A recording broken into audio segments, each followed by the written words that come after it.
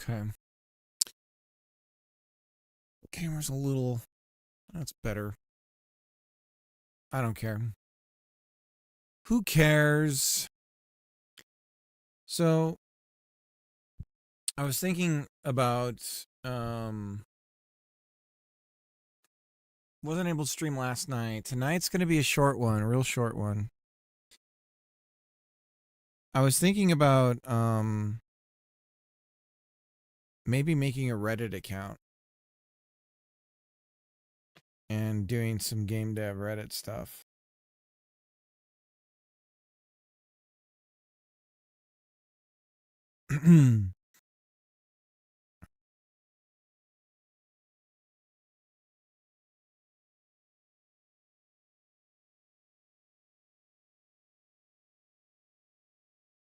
So let's see. Is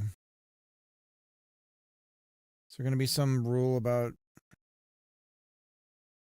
login/sign up?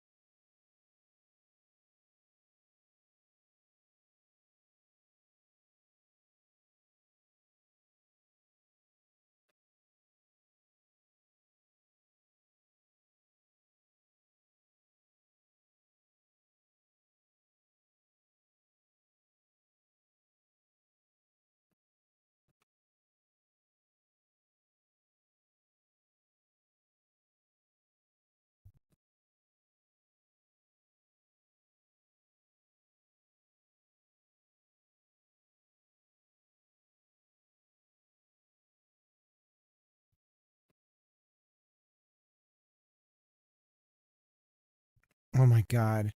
The username it suggested me just randomly is Growthmaster517. Growthmaster517. um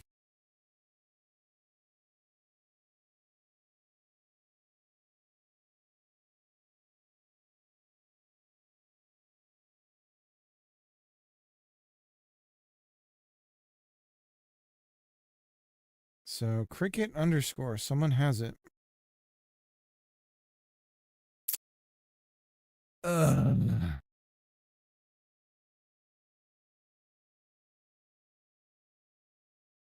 What do I do?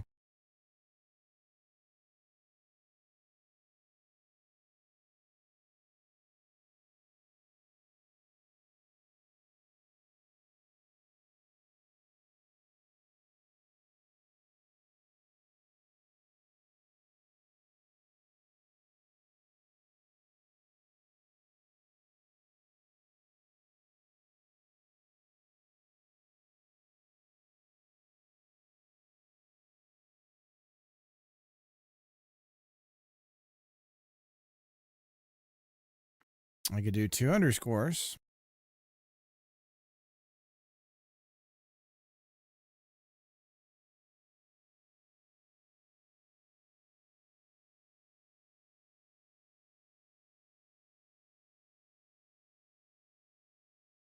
I can do a dash at the end.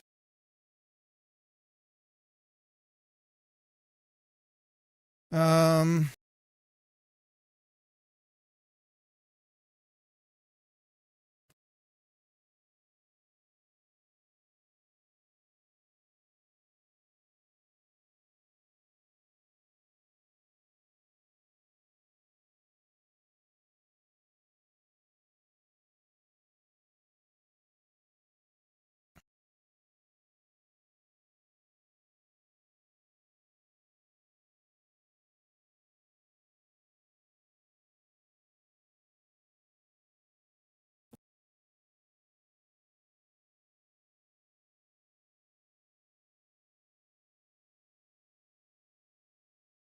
I don't care. I don't want to do any of these.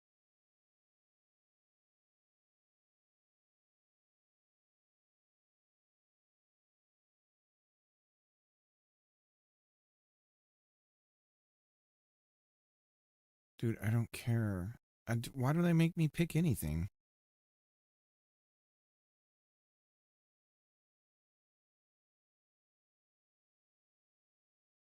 I don't know, whatever. Personalizing my experience. Okay, now I'm going to sign in here. Begorly pulled a shout out machine handle. Secretly redeemed. I didn't hear it at all because I don't see that stuff right now. I need a sound effect for that. What are we going to do with that? Let's see. We'll do a shout out.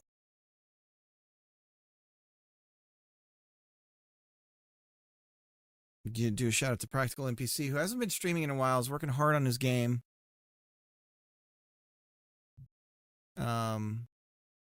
Busy like the rest of us, right? Busting ass, hopefully, offline. At least I haven't seen his streams lately, but maybe he is. Who knows? Okay, let me hide. I'm going to sign into Reddit now that I have an account. We're just going to hang out on Reddit tonight. I'm going to go on gaming Reddit, game dev Reddit, and we're just going to read some of the articles and see what we can find. So let me log in.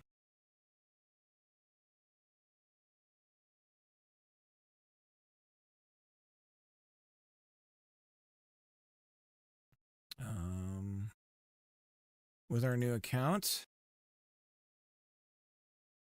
Oh boy. It's very bright. Why is it so bright? Why are we bright? Dark mode. Okay. And why is it acting like, why is everything acting like my router isn't blocking ads? Because it should be.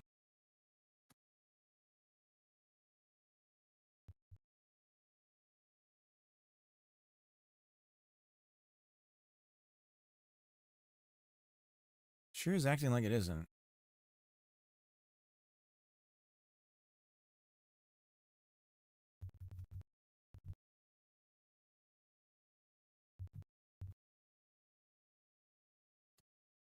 Let's find out. Ad block.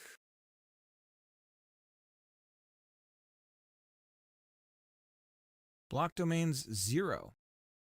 Enabled. What the fuck?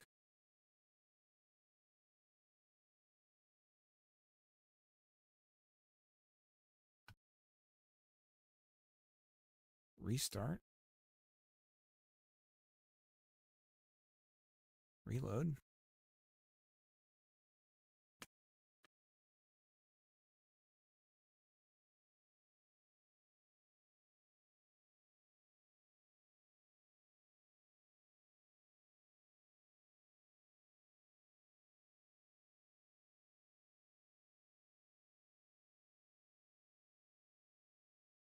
Claims it's running.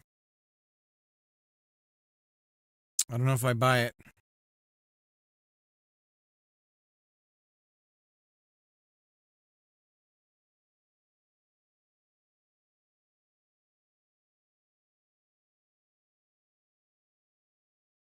Says it's running.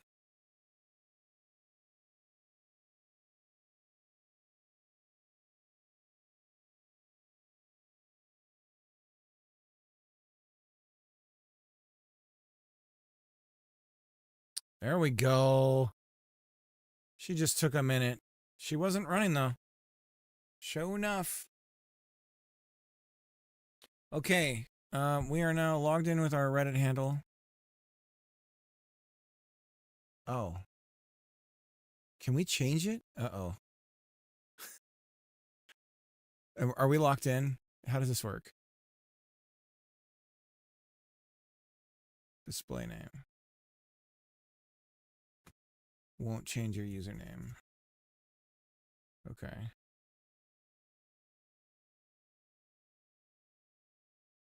Okay, our user handle's weird, but it's Reddit, so who gives a shit, right? Okay, here we are. Now, game dev? r/game dev. Let's go ahead and close this out. Oh, what happened? Close that out.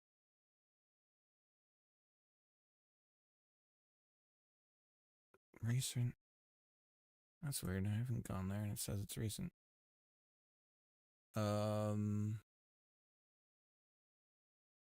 Okay. Guess we'll join this and then we'll do join r/game dev. It's trying to sell me stuff already. Sweet. Let's go ahead and update the stream information here. Felonier, just give me a shout out. That was nice. Appreciate that. Is that because of you, Pogorly? I feel like that's a Pogorly move. Sounds like a Pogorly move. Trolling Reddit. Gaming Reddit. All right. Let's go ahead and read some Reddit. We're doing Reacts content now. That's what we're doing for the views, for the revenue. Let's go ahead and zoom in. Zoom and enhance. Zoom and enhance. Whoops. Yeah, we could do it like this.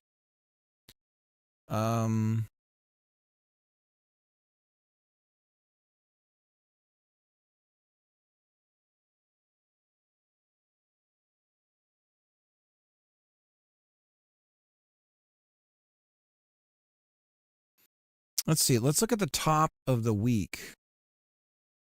Top this week.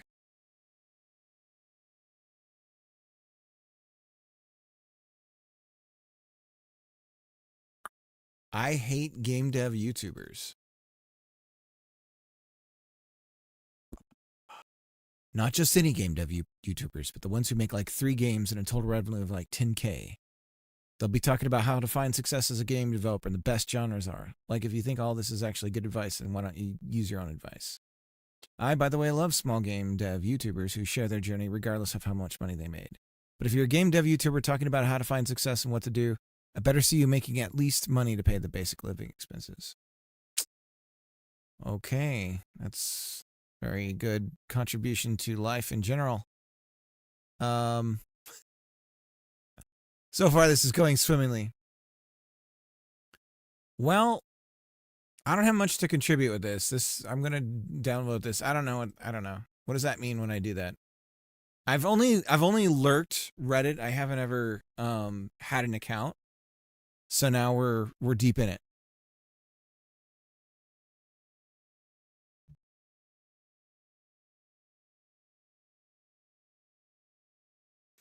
So toggle sprint seems like pretty good advice. I have motor disability due to, I don't know what that is. Some sort of malformation, type 1. The control of my hands is diminished along with my reaction times. My proprioception is completely shot. I can only play on the Steam Deck or the Switch so that I can see where my hands are out of the corner of my eyes. Interesting. Even then, if I'm pressing and holding a button, sometimes the strength in the finger just completely gives out and my finger slides right off. Every week for a few weeks now, I've been playing a game demo a day on Steam, and when I do so, I keep my phone next to me and a notepad open so I can write up feedback for the developer to help them make the final game as polished as it can be. Almost always, something that I wind up saying on any game is, please add the ability to make sprinting a toggle with the options menu. I get it. There's no tactile feel to a toggle. When you press and hold, it's like a force that you're exerting into your thumb is the extra force the characters into their legs to make them move faster. Or you're stepping on the accelerator on Mario Kart to make your cart go. But for me, it's an inhibition. It's quite a lot to talk about.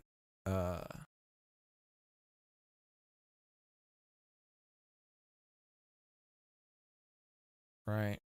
Yeah, that's a good point. I mean, I feel like this is like the new thing right now is the thumbsticks themselves. You toggle on a sprint is often you press down on those. But that might also just be an accessibility issue to be able to do it that way. So that's something to think about. Let's see, what's the top juice in Godot land? Let's look at the top for the week. Here, Love hearing reviews for Megadota game. LGBT grooming project designed to prey on young children, disguise itself as color free-to-play game about robots and smileys. The intro is a dust photo depicting two men hugging. And the proper tag has not been applied to the game. Furthermore, because Gabe Newell allows links to social media, the user is 1 or 2 clicks away from being exposed to insane deviant art and Twitter pronouns degeneracy. Disgusting. All right. Wow, look at that.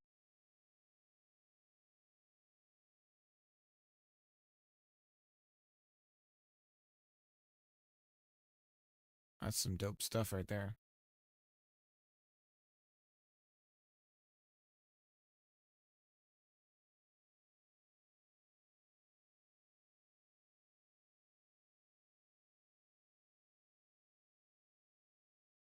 New UI. I saw this. This is bonkers.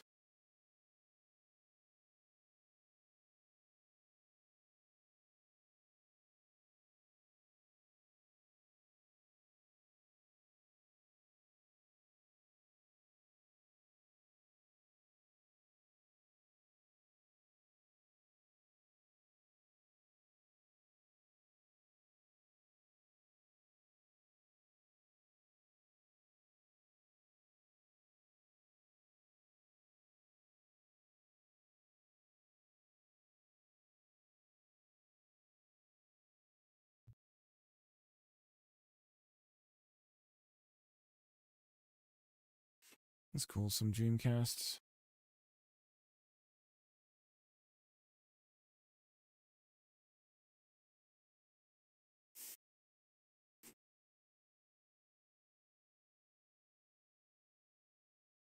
There's Wallaber dominating the social media game. They can put their hand on the seat when they drive backwards. They don't look over their shoulder yet, but that's forthcoming. And we can also grab onto the cage, and we can shake. So now when you drive around, it's looking a little bit more like characters actually like participating in what's happening here. They're in control. Pretty cool. Good stuff. They can't quite reach that button. Look, their arm like doesn't quite reach. We need a little bit of upper body posing. All right. Thumbs up on that. Or they can press a whatever little the hell button. that means. I don't know what that means. Hopefully I did that right. Are we showing everything okay? Is the screen updating? Yeah, everything's updating. Good.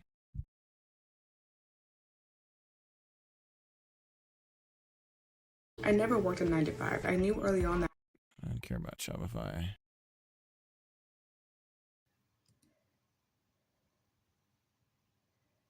Some of these I've seen, like yeah, I've seen this stuff.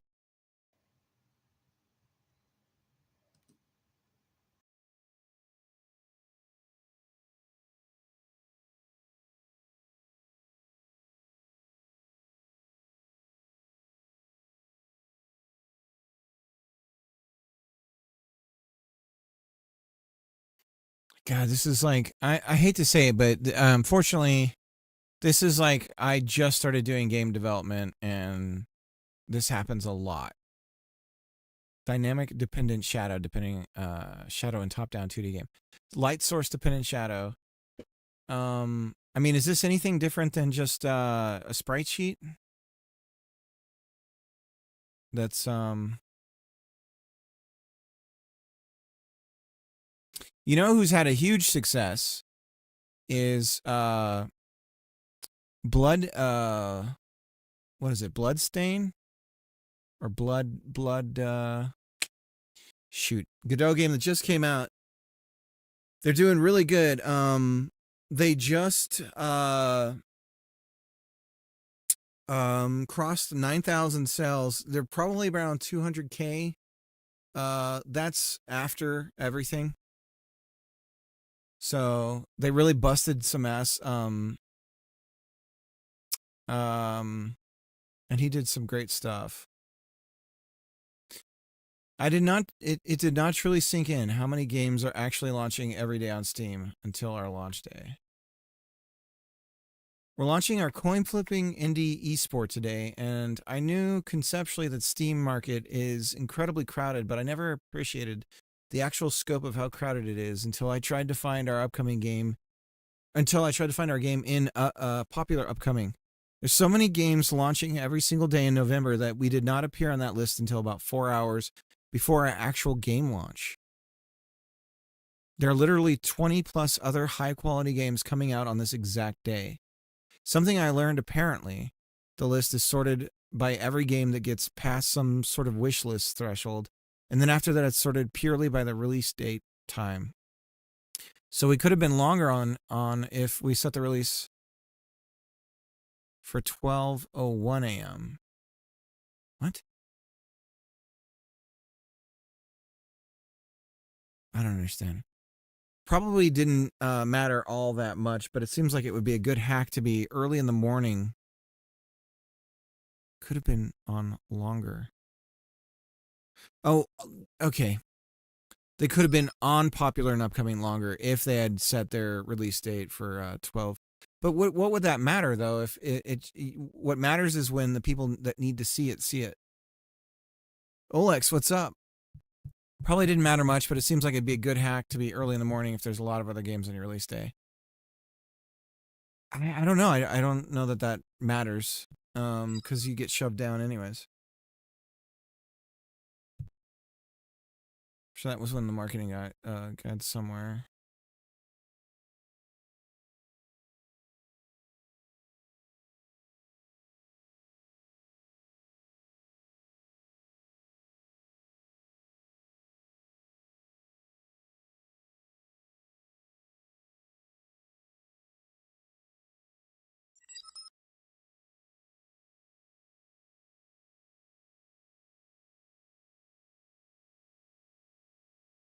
Yeah. Well, I think when some of the people when they release a game and it doesn't do well, they start to you start to try and come up with reasons why.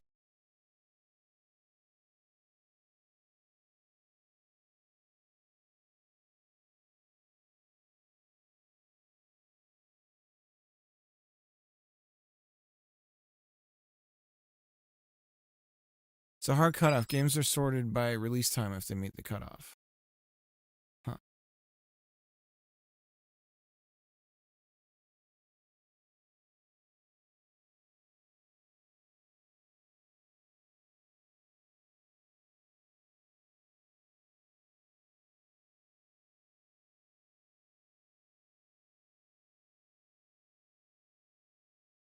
I mean, there are some people that get screwed by Steam, and it's not even Steam's fault, where I feel bad. There was a game that came out that I was watching, and it was the same day that EA released a bunch of their classic titles at some crazy price, and they'd never been out on Steam before.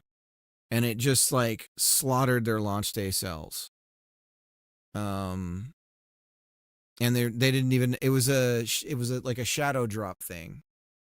So they just, all of a sudden all these titles were coming out, and it just completely, and the problem is at that point, one of the things about Steam is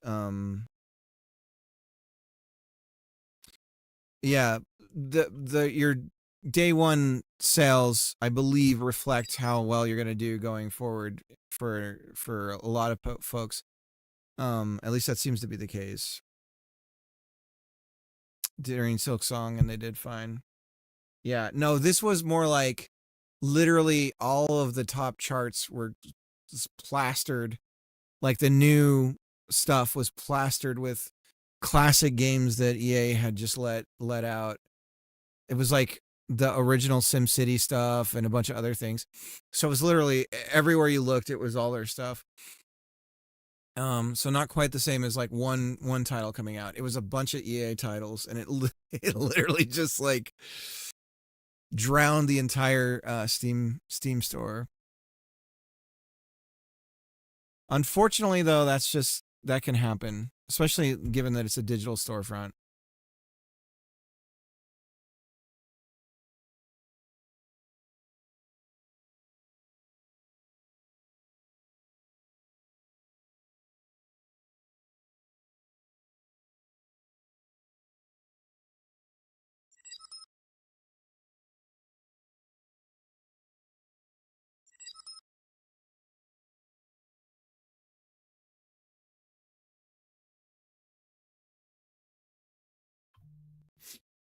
To be fair, I don't doubt that would have killed Megabonk.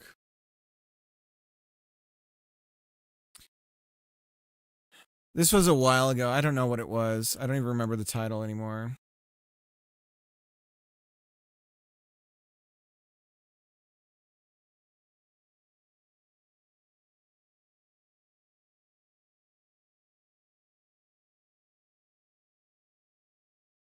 Yeah, I think they're confusing length of time on there with somehow going to help their sales, and I think that's doesn't make. I don't think that's what would happen. If people don't want it, they don't want it, I suppose.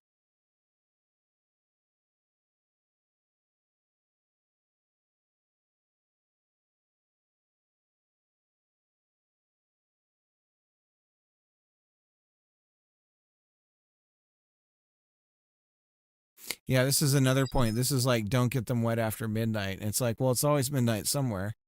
So what do you even mean by that?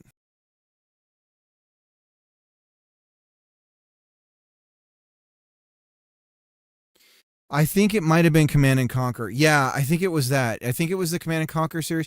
There's like 3 different mega popular old school series that just all got released.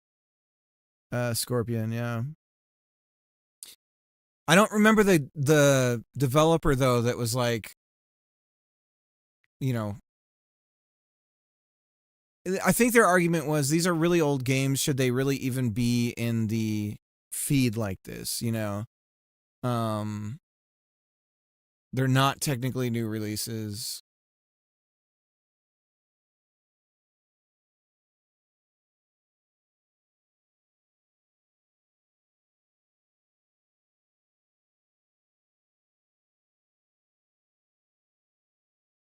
What the hell is this? Does anyone know what this thing is? This badge thing? What does this do? Oh, Jesus Christ. No, that's some monetization stuff. Patents and game mechanics. Patents, patents, patents.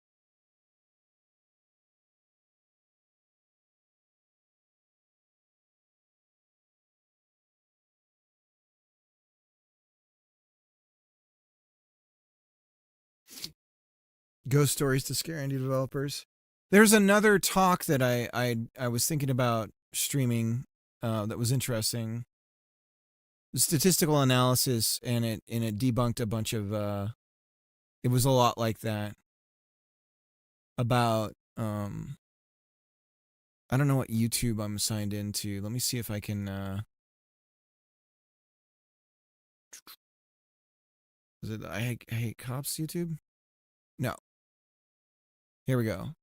We can watch this. 1 out of This is a good one. This just came out today. Let me see if I can what is it?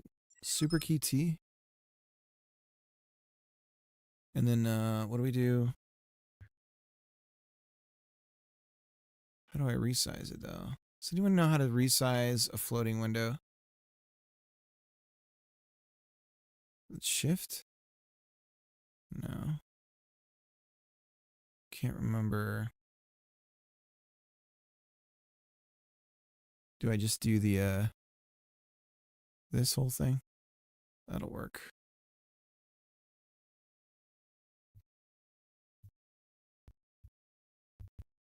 So that's shrinking it this way. How do I shrink it the other way though? Is it Alt? Hang on a second, guys. Gotta look this up.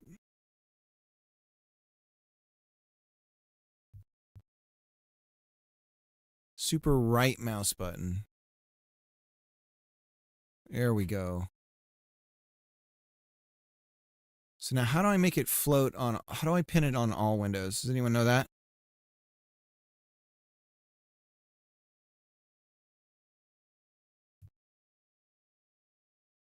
Is it O? I think it's like super O, right? No. There's a way to pin it. Oh, hey, you scared the bejesus out of me. Hey, sweetheart. Oh, those tack boards. They hurt.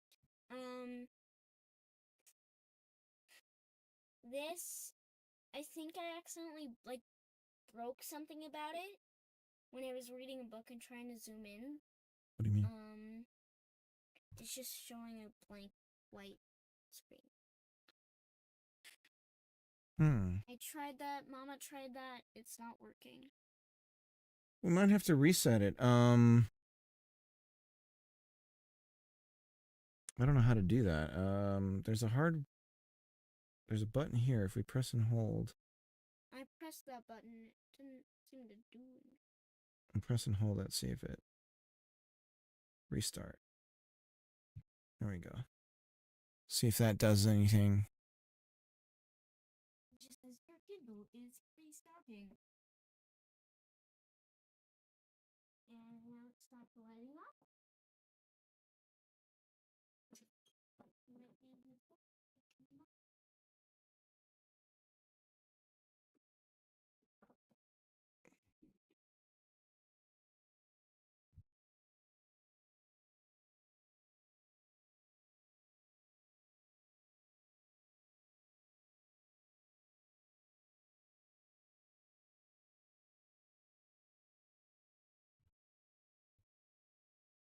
No, that's not it. Aha, the doors are shut. You can't escape now. Okay, because we're starting a little bit late, I'm going to adjust a little bit. But yeah, welcome to a talk about why we're all wrong, me included. Okay, let me see. I gotta find how to pin this so I can be on different desktops. But maybe this is enough. Maybe I don't need it. You included, so it's going to be really fun. First off, we're going to be interactive. Let's do a quick poll. So I'm going to put up statements. Raise your hand if you think it's a real reason. One of them is real. Let's see how good the room is. So why did Concord fail? Was it because the content was too generic? Does anyone think that? No? Wow, everyone loved Concord. Was it because it was a full price game? No? Okay. Did you think the character designs were bad? Nah, this is a smart room. Okay, didn't fall for that one. Player retention. Content, frequent updates, guns, skins, maps. You know, if you live ops game, is that what's keeping your players? Anyone with a hand up? No? How about events, seasons? Nope.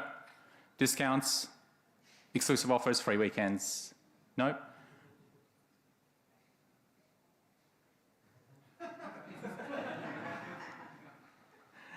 Does anyone agree with that statement, though? It was a DLC release. Yep. Okay, we've got 1, 2, 3. People change. Yep. Environments change. Is it these guys? Are you all scared because your bosses are watching? Okay. So last year I made the mistake of not doing an intro, so I got cred checked quite a bit, and both here in South by Southwest.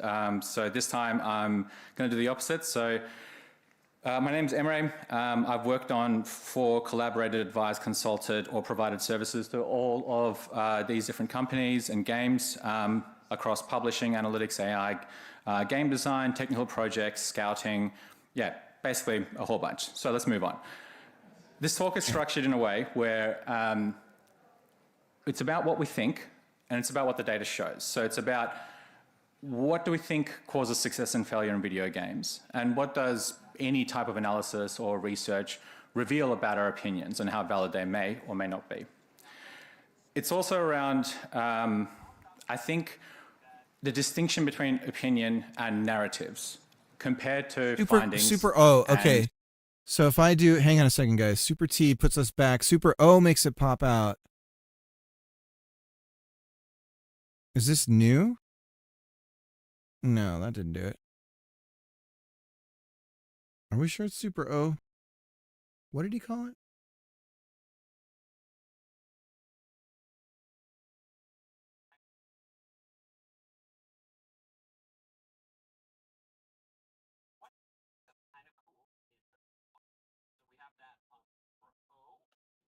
Pop. So he's calling it Pop. I think this is new. Do I need to upgrade? Yes, I do want to continue with the update.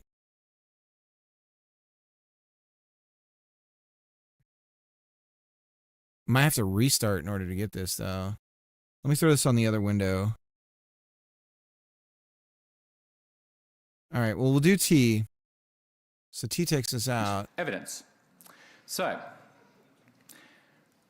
first question. Why did Concord fail? First, we need some background. So, last year, I directed a research project into explaining why certain games succeed or fail, focusing on PvP, team-based online shooters, 24 games, anywhere from 2021 to 2024. And it included everyone from Escape from Tarkov, Rainbow Six Siege, Concord, Helldivers, basically 24 games to see, is there a way that we can explain what makes these games successful? Wait, that is an awesome Reddit about the demo. I gotta read it.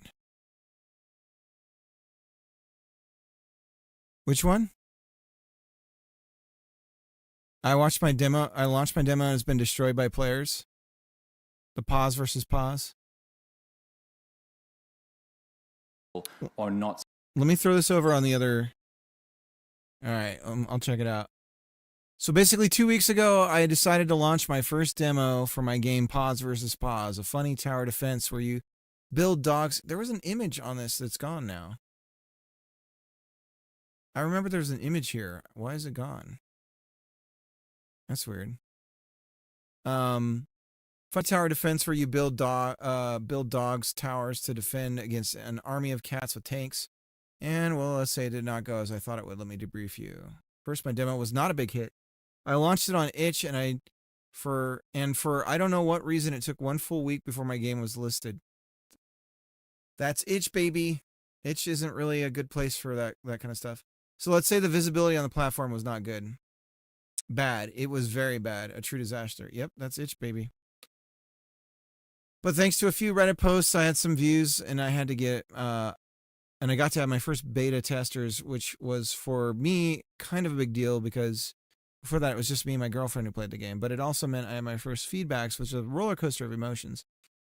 On a positive side, people seemed to like the design, colors, and UI of the game, which was a nice surprise as I worked on it and I did it all the UI by myself. Not a fun when you have 9 languages and 9 times the buttons.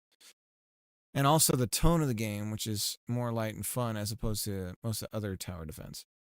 But, and now is the big drama. There was also lots that was not working. It had lots of bugs, first on the UI. It was not on the right scale. It was a complete disaster with ultra-wide screens. It was my bad for testing it only on a Mac and in 16:9, and it just ruined the experience for people, for those people. I mean, they're freaks, guys. I'm sorry. Ultra-wide people are psychos, but was manageable. I'm totally joking, but I also feel like what's your malfunction? But the biggest issue was with the gameplay itself. The game felt slow to play and only had 1 tower to try in one evolution of it, which was kind of boring and it made it not very rewarding or fun to play. I mean, yeah. Which when you make a game is not what you want to hear about your game. Yeah, but yeah. Yeah, I mean, that's a pretty decent feedback.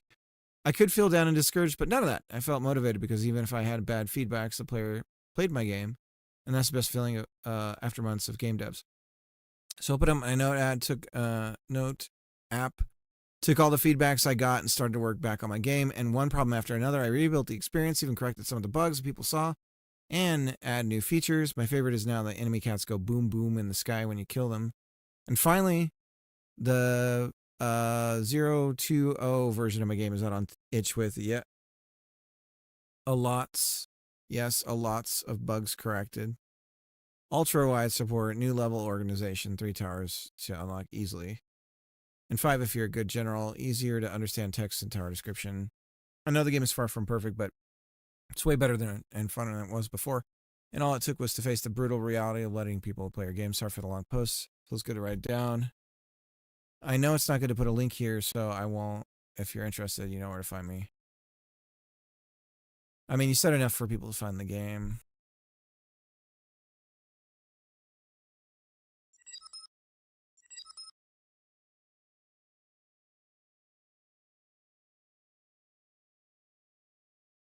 Make a game that's fun. Make a game that's more easily marketable than not release the game. That's the theory.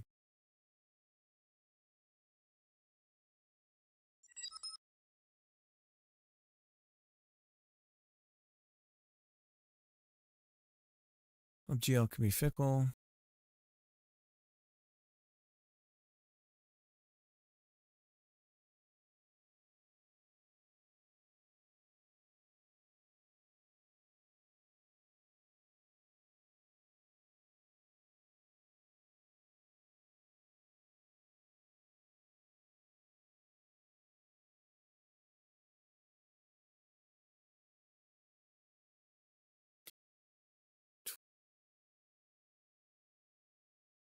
r/play my game.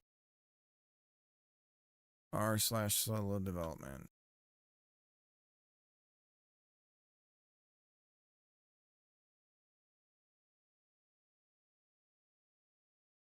Yeah, it's just unfortunately getting overrun with AI slop.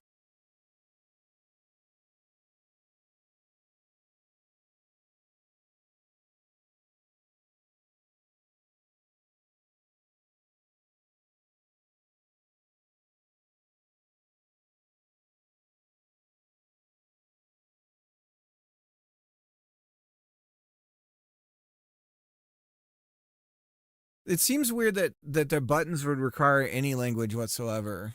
Like, I feel like if you design it right, you don't have to think about that.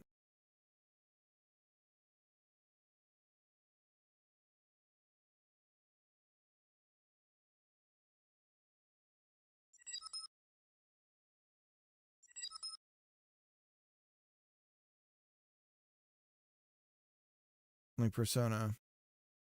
Yeah, I guess I'm just thinking for a tower defense, like, of all the genres, that one should be easier to not have to, at least for buttons, not have to have language on it. It also feels like it's too early in the game. If all he had was one tower with one set of upgrade paths for it, that he would even have that many languages ready to go is strange. But I mean, I think it sounds like they're probably in for the long haul.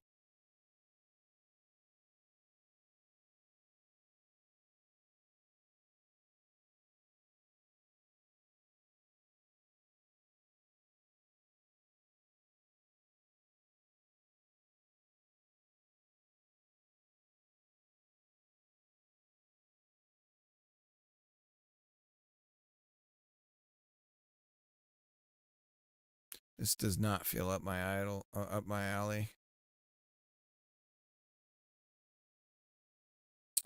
This is not to brag in any way. I just wanted to share this with you to celebrate a phenomenal achievement for our indie game. Our game just crossed 1 million wishlists on Steam. That is I never thought would be possible. As an indie developer who began this journey in 2019 as a hobby, this feels absolutely surreal to me. I've been an active member of this community for a long time, and I read posts on the subreddit almost on a daily basis. I wanted to offer that if you have any questions for me, please feel free to ask me anything, and I'll try to answer. This is not to brag, but I got 1 million wish lists. Oh, man. I already created a couple of AMA and information posts about how to collect Steam wishes in the past, and I'll link these below in case you want to read through them. Even though the numbers were lower back then, the advice is still the same. All right, here we go. What's the meat of this? TLD long, prototyping, strong fantasy, strong visuals, finding a niche for the market, and investing into time into trailers. 1K wishlist after the announcement, so they're self-promoting all of their other posts. AMA posts, so more to read. Thanks a lot for reading. If you don't mind, I have a small request. Outbound has been nominated for 17th Unity Awards, the 17th Unity Awards in the category Most Anticipated Game last year. The game The award went to Silk Song, so you can imagine how unreal it feels to me to be nominated in this category. If you want to help us vote, that would be much appreciated. So we can actually see what the game is here. We're looking for Outbound.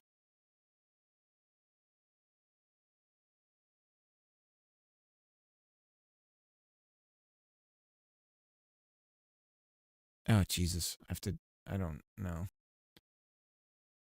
Steam Store Outbound.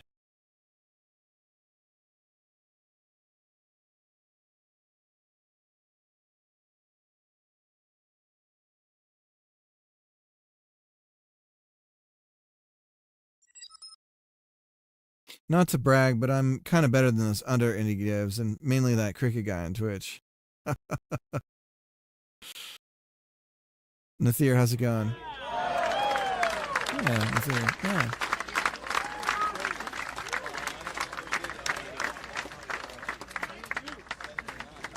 Build your own home on wheels and live sustainably off-grid. Jesus, is loud. Craft workstations, power supplies, source energy from the sun, wind, or upgrade and customize and grow crops, explore a colorful world up to 4 players.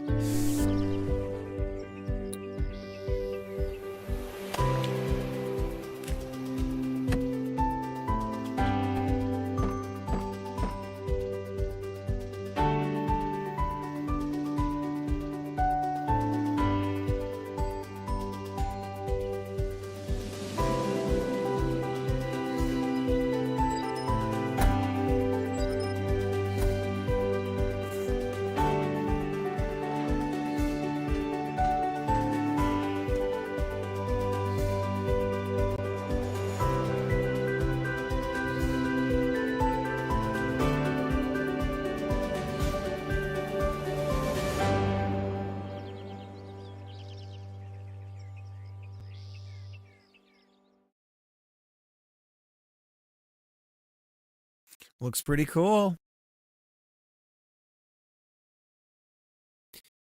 Seems like a weird, a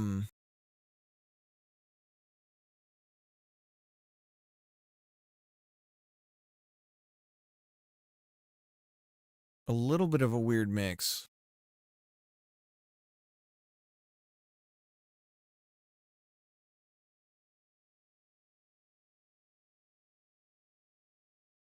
But it seems it's like you know, it's got kind of that Firewatch look to it, and then combined with a little bit of like survival sim. And then there's that word cozy.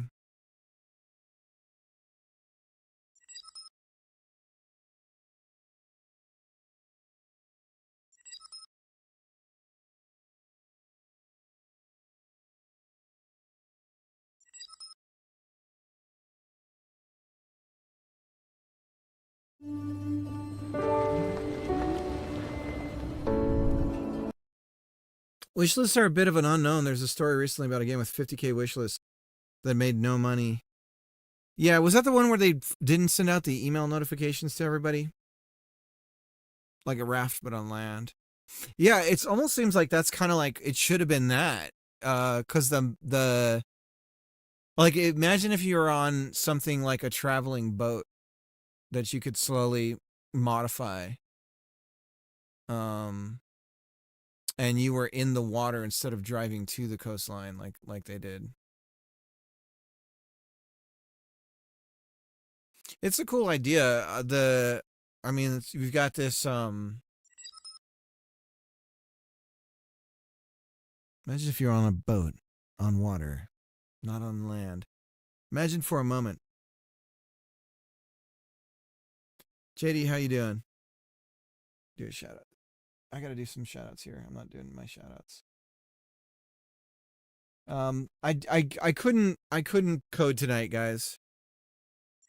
Does it say no? And this is, I'm wondering if this is one of those indie games that actually is like a real studio that has like a bunch of money behind them, kind of like so many indie games taking home the indie game awards, and it's like none of them are really indie.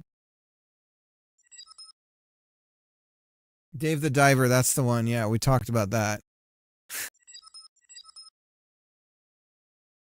Sea of Stars, yep, all of those where it's like, oh yeah, it was a really small team with $500,000 budget.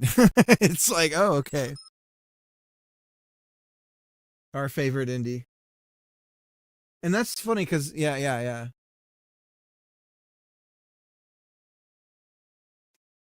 Hope you're doing as well as you are, sexy. Doing all right, JD. Doing all right.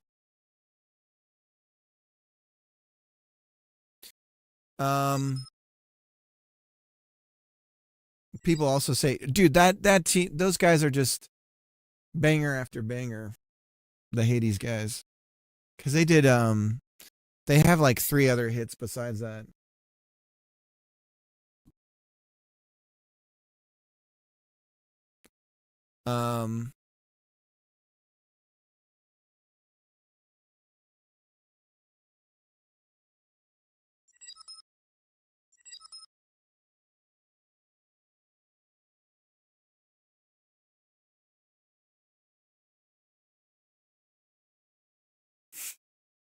That's me.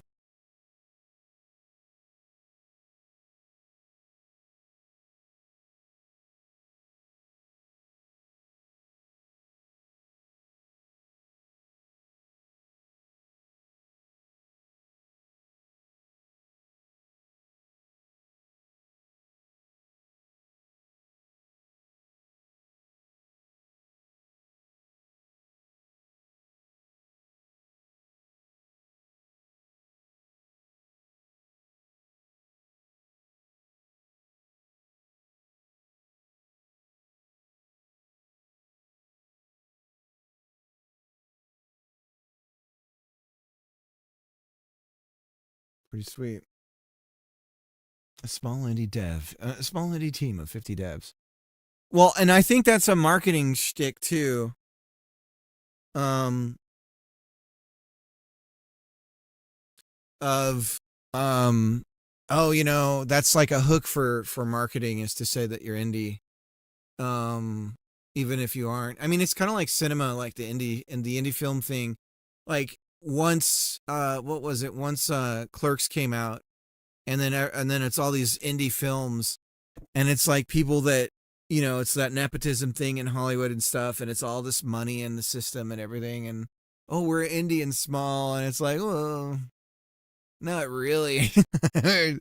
But I don't know, you know, I'm not shitting on them, but it is something that's a real thing now, where it's like it's kind of doesn't mean anything anymore.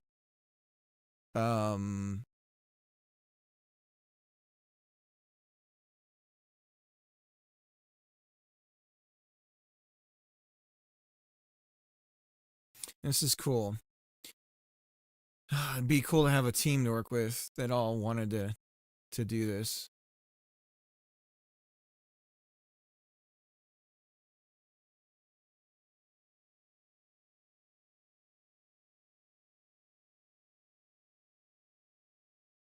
So this is an AMA, and not a lot of people are asking anything.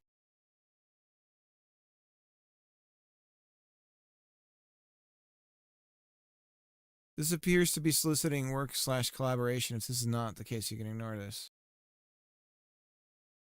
Is this to their post?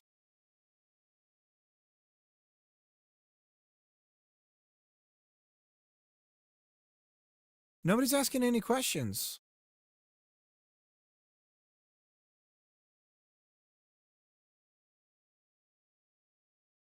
Is there a website that you can take and look at a Steam page, and it timelines changes to the capsule and trailer and stuff, and then you can correspond that with wish lists?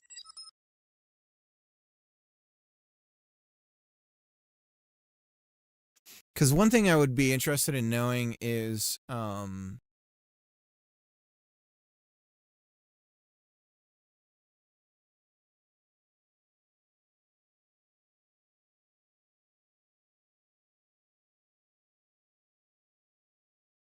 is the trailer.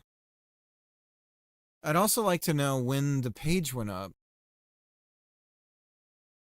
Sounds like it's been up for a while. after the announcement post. How long ago was that? 2 years ago. February 12th, 2024. What?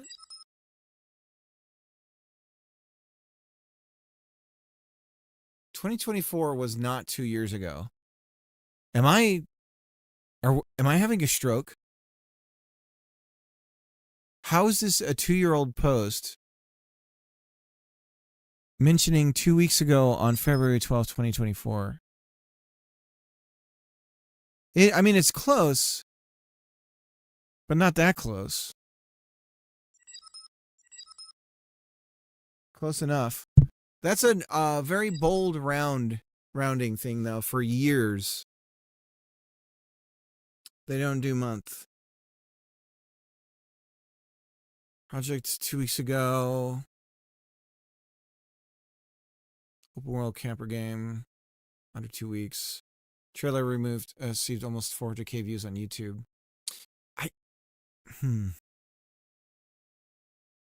When you do YouTube and you do like a trailer, is there an easy way? So, like if I go to here, is there going to be a quick, easy way? Does it show a link? You know how if you're selling like a shirt or some shit? No, see, this is from IGN. I mean, okay, so exclusive reveal trailer and it's IGN. How do they manage that? There's a question.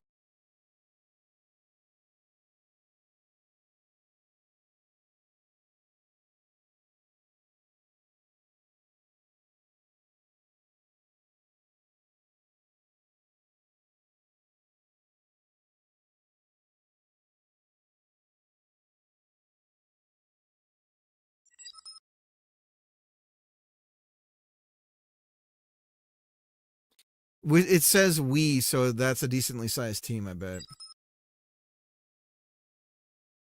You were fed from a silver spoon. Fuck you. No, I mean, I just appreciate a little bit of like, oh, we knew a guy. I mean, to have nothing and to have this exclusive reveal says that they know people in the business. I mean, that's got to be the answer. That you don't. This doesn't just happen. I mean, were you at conventions or something, and they're like, oh, we'd love to see more of the game, and you emailed them privately, and then they said, you know, hey, if you have the trailer, let us know.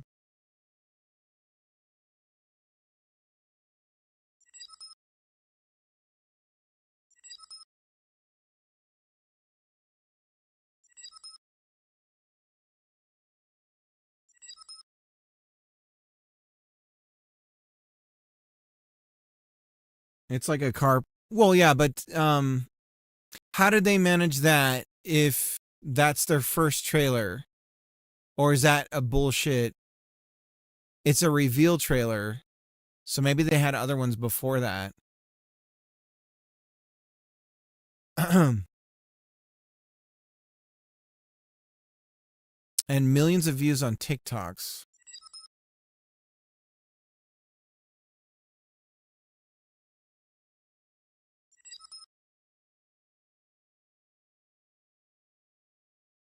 Probably more factors for our success, like following current trends like van life and sustainability.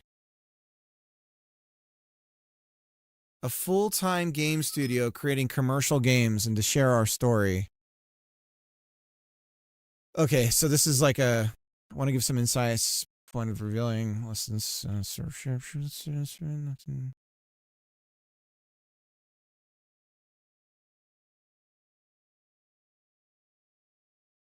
Cloudflare. Oh, this is just. We are a game studio consisting of 2 developers. We released our debut game last year in 2023 called Above Snakes. Above Snakes is a relaxing survival game. Each biome is square, blah, blah, blah, blah. Therefore, we have some prior experience in game marketing and game development. Above Snakes has been in development since early 2020. First couple of months, we marketed the game mainly via Twitter. Later, we switched our marketing strategy by relying on releasing a playable demo, a prologue, and sending those to content creators. Overall, the marketing went pretty well. We were able to release the game with 250,000 wish lists, even though our marketing of Above Snakes went above. So what's Above Snakes look like? This is like a city management, craft, farm, and hunt with like a CRPG style look to it.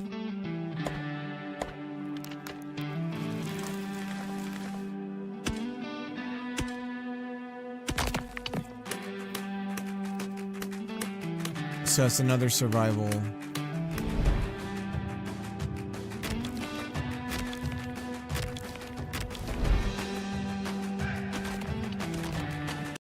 Interesting. But unexpected compared to our current title, Outbound Marketing Film Uphill Battle. I elaborate that on the prototyping. I mean, this is some good information.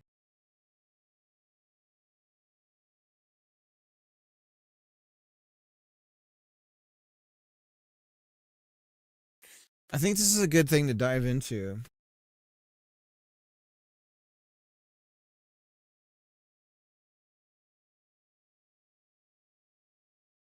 Balatro, yeah.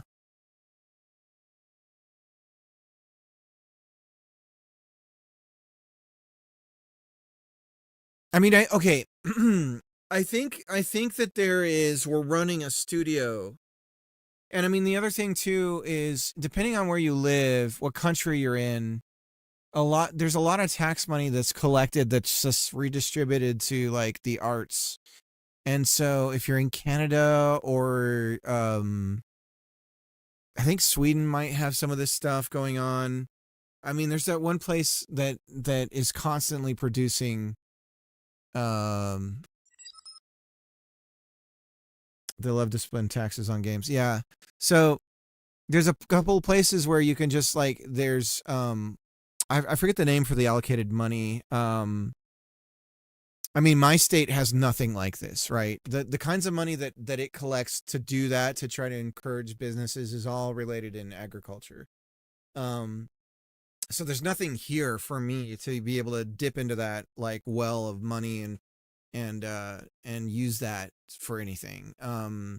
Because they're not trying to create video game making jobs here, right? So there's nothing like that for me.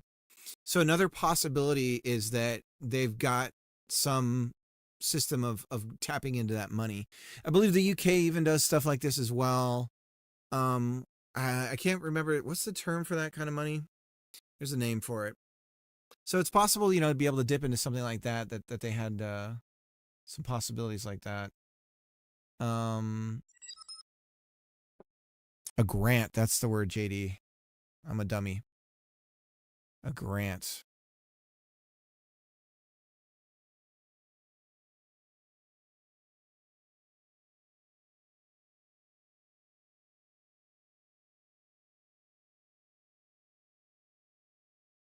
Which is amazing. A grant is basically like, here you go. A lot of them don't have any like checkups or anything of like, hey, did you do the thing we asked you to do? That's how you end up with who's that? Snow. Remember the Jamaican the guy doing the Informer song and all that? That was all Canadian grant money to have they wanted Jamaican music or something. And so he's like, I could do that. Informer. He's like, I'm Jamaican. He's like, there's a whole industry on writing grants to get money. Yeah.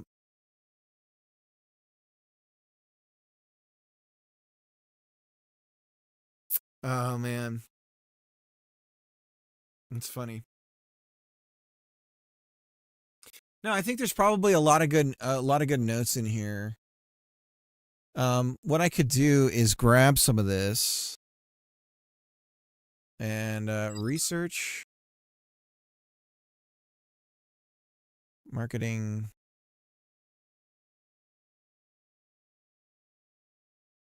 Let's say we need to-dos. I need like research to-dos. I guess I can put this in the Kanban. Research.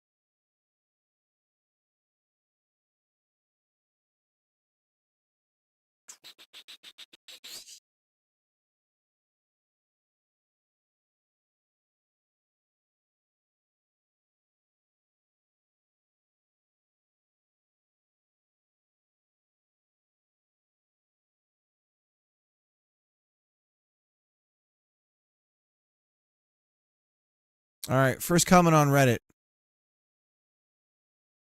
Why is it upvoted? Does it self-upvote you? How'd that even happen?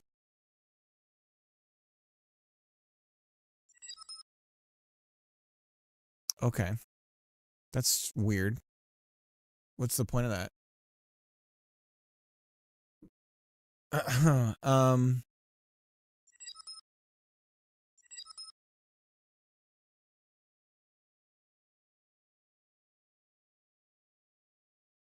What was it called? Outbound?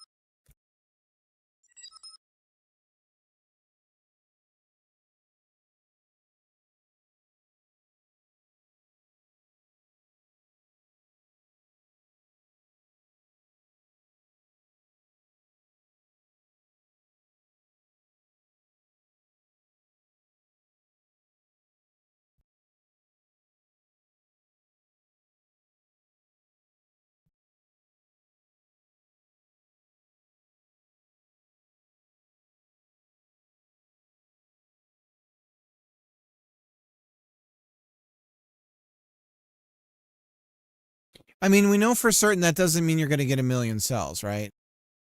Like, generally, I would imagine the number of wish lists you get that some people are just going to hold out no matter what.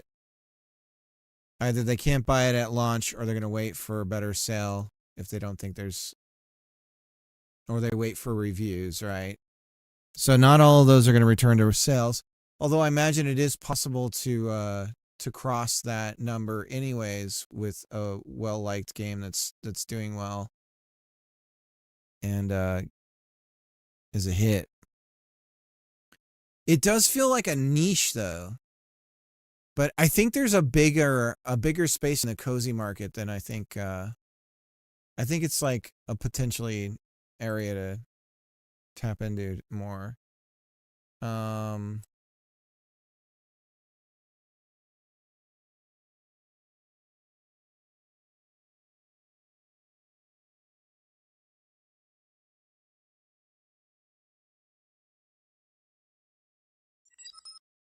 Various Steam festivals.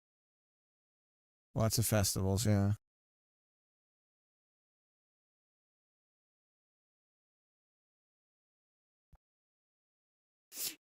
A book I was reading about the industry said something that the conversion of a wish list to purchase holds at an average of 20%.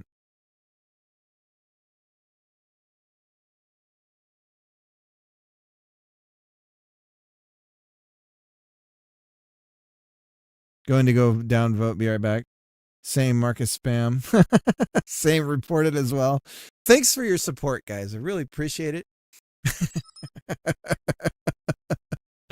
Els, how's it going? Are you still streaming?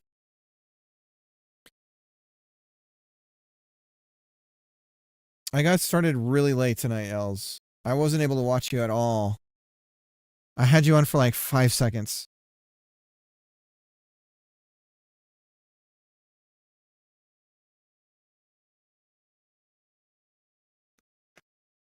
I hope your stream went well. We're just trolling Reddit tonight. We're looking at it. We're jealous of people's success. I created a Reddit account so I could start to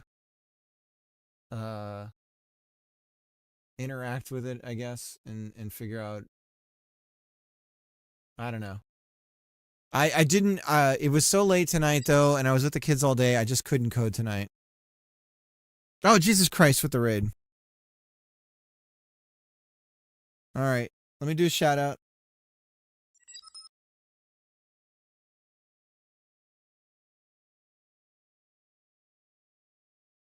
There's a shout out to Els. Why isn't it playing any sounds? Usually there's like, I got rated sounds. But it's not doing that. Thanks for the raid, Els. Proton, how's it going? How was it tonight? How did you guys do?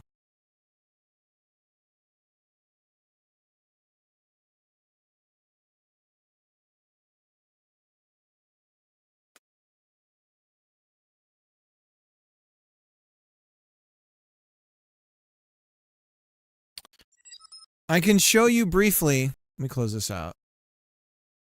Let me show you briefly. We've started from scratch with the new direction for the baking game. Codename Cougar. I actually got in a flow state of doing stuff for once, and then the stream was over. Lego Bit, how's it going? No, you're never too late. So I can show you guys. So this is 3 days worth of work. 3 days worth of work. So we're going in a multiplayer direction. Leave me alone. We've got two host and client connection going. The host can play as well. I know the animations aren't going, but we've got we're syncing positions and all that stuff. And so this is all like really early stuff going on here, but so we're taking things in a new direction. We're going with this sort of like life sim blend. It's mostly going to be like if you know Fantasy Life, if you're familiar with Fantasy Life, we're looking at that. So mostly like Fantasy Life combined with some Dark Cloud, combined with something. I'm gonna be playing Shenmue on the stream at some point to see if there's anything I can grab from that. So we're going kind of way bigger on our scope here with what we're trying to do with the game that we're working on. But I'm happy with it. I was working on it and I'm like, I don't know. There's something about the idea of where I was going where I was like, I'm not liking this and I'm not going to like making this, if I was to be totally honest. How is Fantasy Life different than Animal Crossing? My favorite cooking game is the Poffin making minigame from Pokemon Sapphire. That's a deep cut. Let me go put that in my notes here. The Genshin Impact one is good. Now I played Genshin Impact for like 5 seconds. Cancel reload from disk. I don't know why that's even showing up. That's weird. Let me put this in my research. So we're doing why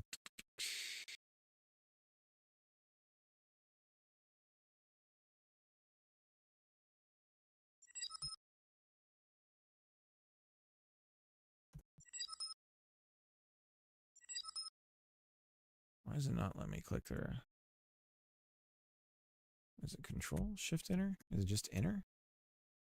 Alt Enter? That's weird. We're gonna leave that alone. Let's close that out.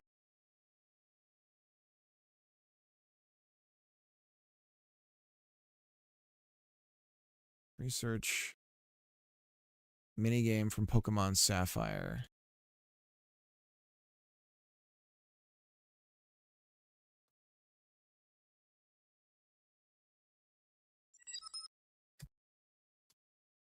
Wild. It won't let me get out of this one.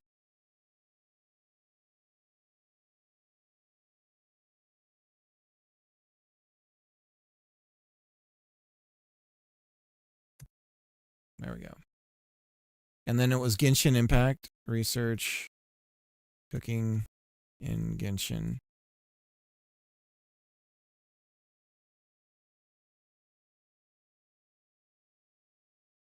So Fantasy Life differs from Animal Crossing in a few ways.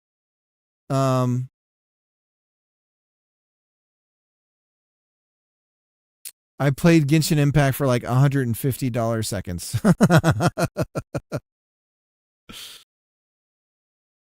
Huh, I thought you were jamming to some serious synthwave, and then I realized my music was still going. Yeah, I'm doing no music lately. I'm going no music and no headphones. I'm liberated. The ears are liberated. I think it really helps me focus not having those damn headphones on when I'm coding. Something about them, not having them is like, yeah, I feel more loose or something. Yeah, Tom Nook isn't holding you hostage with a mortgage of sword and yeah. I put them on even without sounds. It's like going in the tank. You're like, what was the one with, yeah. No, what was it I was gonna say?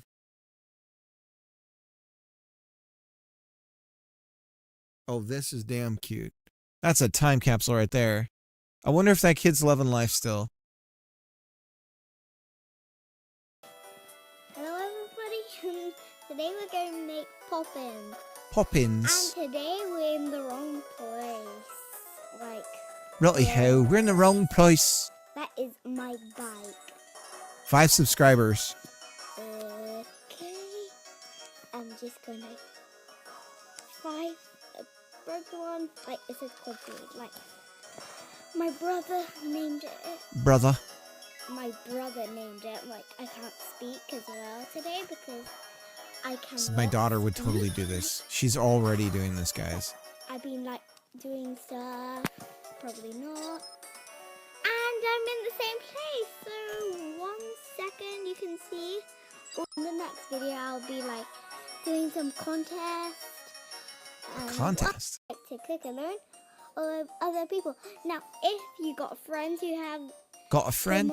diamond, pearl or platinum and the belt, their phones are ringing. Nothing's there. Nobody can do it with you. So you're sweet, so you can check the tag, choose a different berry, and here, look. You have to stir it and mix it, so I'm just standing up right now, like nobody can see. I'm not going to say anything because I get too concentrated in this thing. Okay, so this is like, okay. Typical DS second screen experience. And I keep on swallowing. Cooking Mama. I have Cooking Mama for the there's a Wii Cooking Mama that I think I have. Was it on the DS? I'm trying to remember. Cooking Mama was on the DS, right? I just remember Better Than Mama. Better Than Mama. Should we look at Cooking Mama for the cooking stuff? Better Than Mama.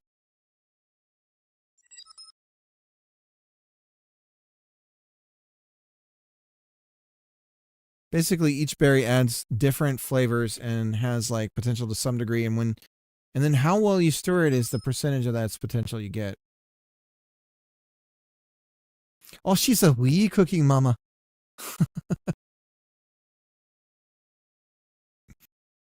Okay, I see. So it's not like Materia in Final Fantasy VII.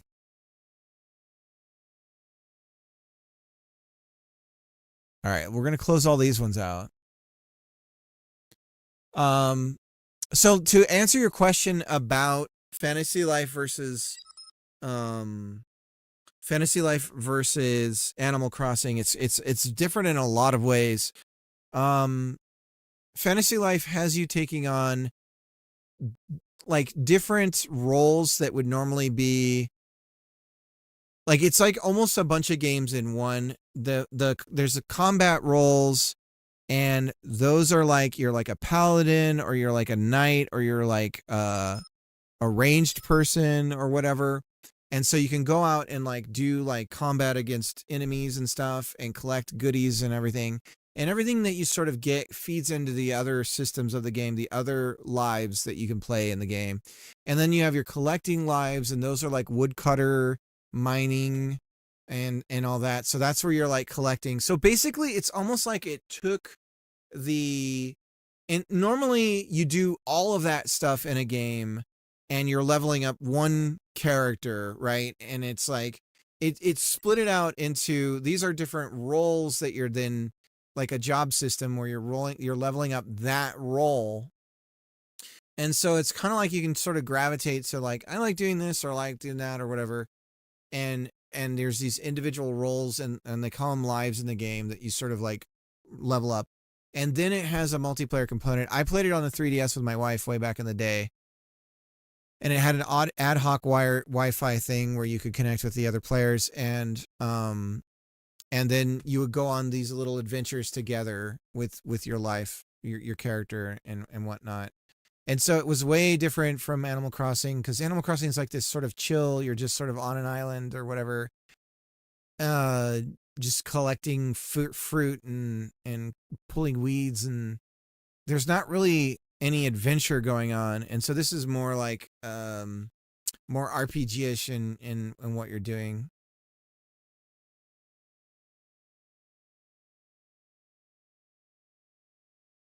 If you have your one more than one person, you're all like tag teaming it. The gameplay is like when you're standing around a tetherball with a friend and you're just both hitting it at the same way, and it gets faster each time.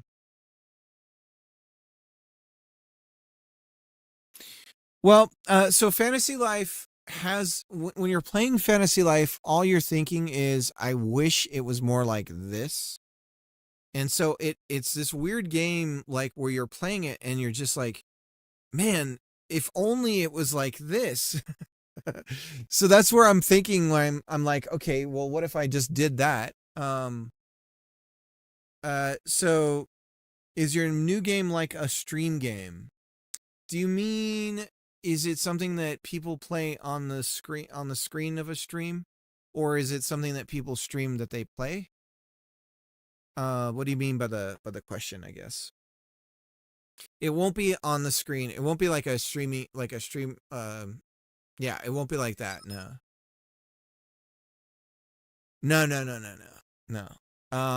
No. This is, I've been playing the game a little bit on the stream. It gave me on. No, this is like full on adventure. You know, there's like people that you're going to be, okay. So, all right. The decision that I've made in going down the path of making it, like actually doing this and like making this thing, is that I'm going to have to start making assets and resources myself. I'm going to have to get into Blender, and I'm going to have to start like actually doing stuff in it and making shit for the game. I'm going to be prototyping it all with the KKit assets initially. We got a month. Okay, so I've got the LLC going.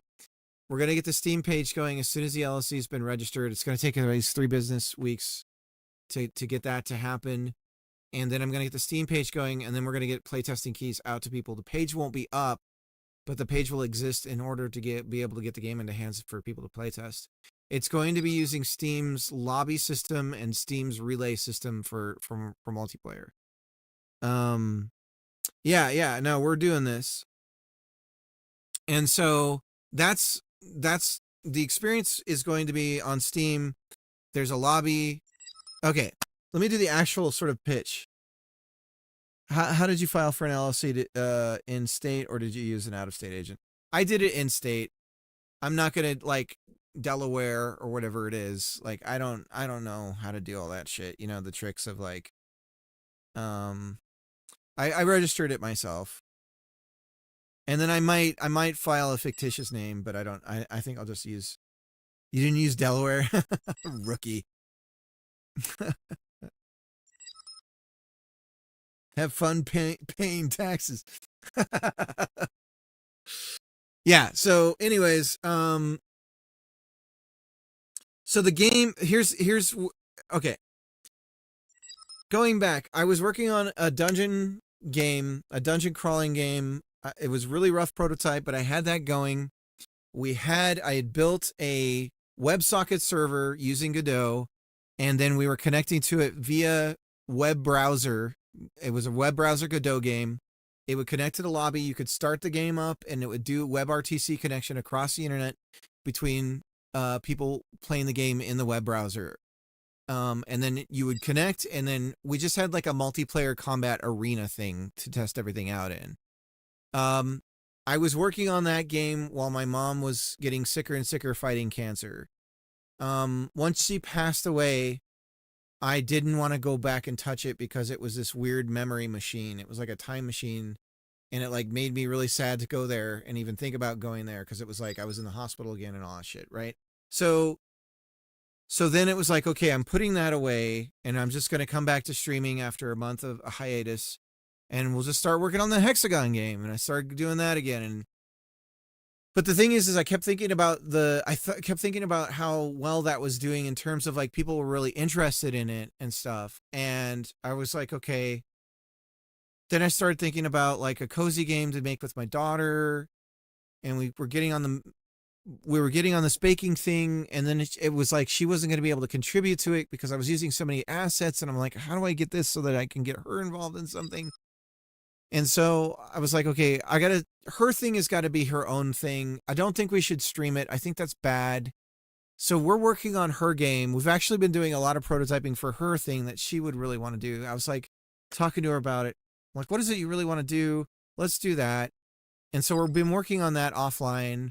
We're doing a paper prototype, and we're using like, what's the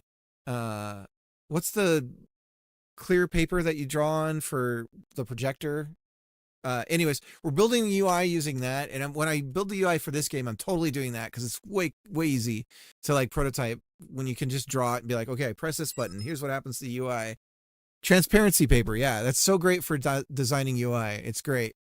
Because I'm like, I started explaining it to her. I'm like, okay, we press this button. What shows up? And she's like, well, there'll be a thing over here. I'm like, okay, we draw it. And then I'm like, okay, so imagine you press the button, and then I put the other sheet on. And she like totally got it. And I was like, okay, so can you design the UI for your game doing this? She's like, yeah. I'm like, okay. So she spent today doing that. Anyways, but the dungeon crawling thing, and I kept thinking about the baking game, and I was like, hey, this would be really cool if this was multiplayer. And then I kept thinking about Fantasy Life, because Fantasy Life kept popping up. I kept thinking about it.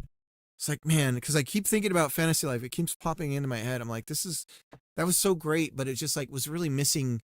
When you would connect with multiplayer, there was suddenly all this stuff that you couldn't do. And it was like really like, you know how the Japanese, they just don't get multiplayer? Do you guys know what I mean? Like a lot of these Japanese, like the Japanese games, they'll throw in multiplayer, and it's like, wow, like you really got this wrong. I don't understand how you got this so wrong. It is about like the multiplayer, even in Animal Crossing is like, what the hell are you doing?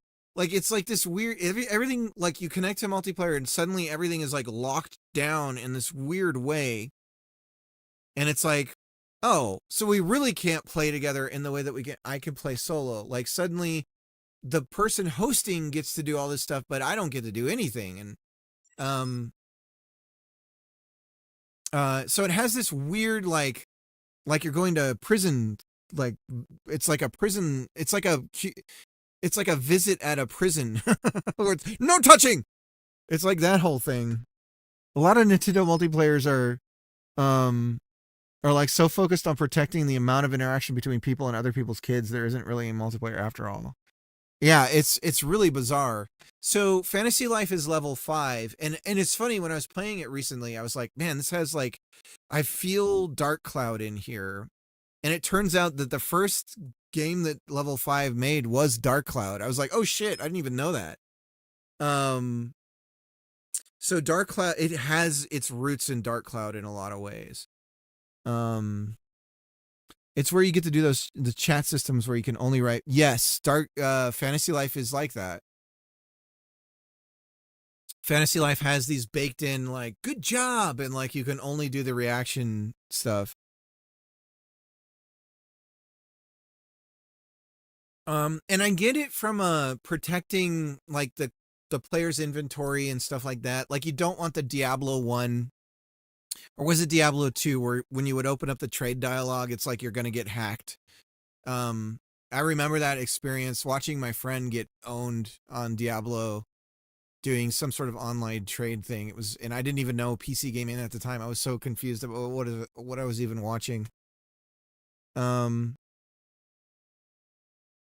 But so here, I mean, the idea that I have is that, okay, I'm gonna take the Wizard of Oz collection of books are now entirely in the public domain. And there's so much in there that I can just grab from, where I'm like, okay, what if it takes place in Oz and you're like Dorothy and you get whisked away into Oz? And the basic formula that I'm thinking is you have these different roles that you can take on as you slowly work your way up to becoming a wizard or a witch of Oz. And so you'll have your realm. That's the dark cloud element. That's the place that you get to shape how it looks and how it is. And so that's your Emerald City. That's your place within Oz that you're shaping to be whatever it is you want it to be. And then you're doing all your adventures and questing and stuff outside of that realm into the other worlds of Oz. And you're slowly building a name for yourself, and you're becoming like the Wizard of Oz, where you become sort of like well-known and all that stuff as you work your way up. So your reputation is, you're building it as you play the different roles and everything. And then the multiplayer component is, oh, I want to see your realm. Like, what does your place look like? And then let's go off together, and there's only things that you can do. So some of this stuff is like, you can't really do that alone. You could try, it's going to be really hard. But if you bring a friend, it's like way easier. That's what I'm imagining it being like. And yes, there's still baking. The first role that I'm going to be focusing on is like a baker chef role. And so you bake food that feeds the quest giving. Like, there's food that's like, oh, this is going to increase your health. There's food that's, oh, this is going to increase your stamina. There's stuff that's like, this will remove, if you're poisoned or stuff like that. So there's like, oh, we're going to go on this adventure. All right, I'm going to collect this stuff so I can build up these tools that we're going to need when we go. You start baking stuff because it's a lot of poison in that area. So start baking these things or whatever. And then we're just going to sort of gear ourselves up and then head out and do that thing. And all the different roles kind of feed into each other. And there's like, you can build, there's roles where you're like building gear for people, and there's roles where you're doing all that. Have you looked into Hypixel Skyblock? It's a Minecraft server with some dramatic customization. Might have some things you're talking about. It's pretty popular. Might be cool to see what they're doing. I'll check it out. Yeah. So basically, hang on, guys. I got to type in my password. Don't look. Close your eyes. Nobody look. Nobody look. Nobody look. Shh. Nobody look. Can you tell my... Okay. Did we get it? Oh, shit. Okay, stop. Don't look.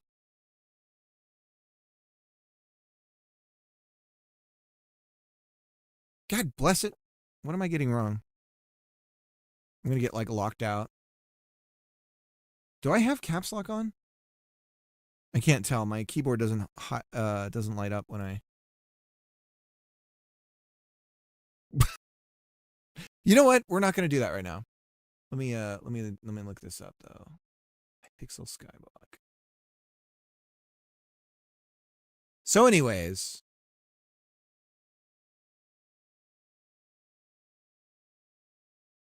let me go back to chat. I was talking a lot.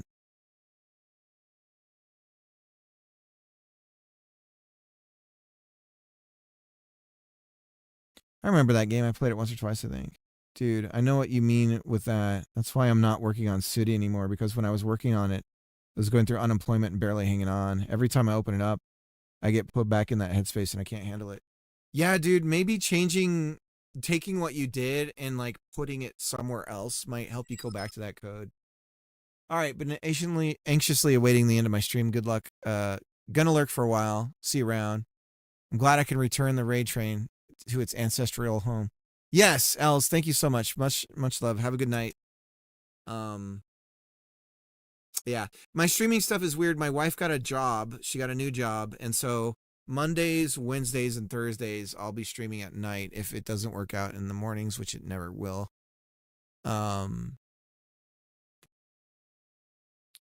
So. Shut up and take my money. Oh, geez. Thank you for that, Els. I really appreciate that.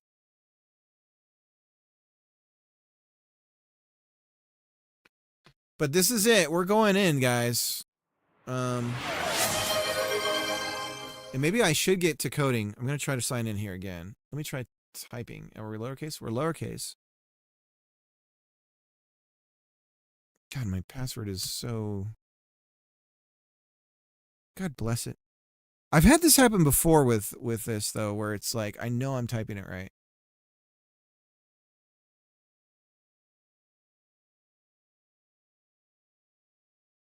It's just screwing with me at this point.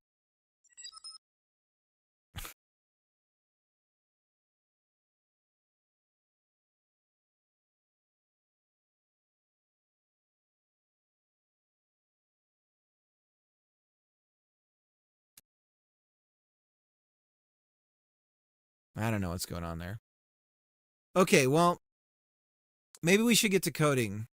Yeah, I just figured out how to make things not tile in Omarchy, by the way. That was a big revelation.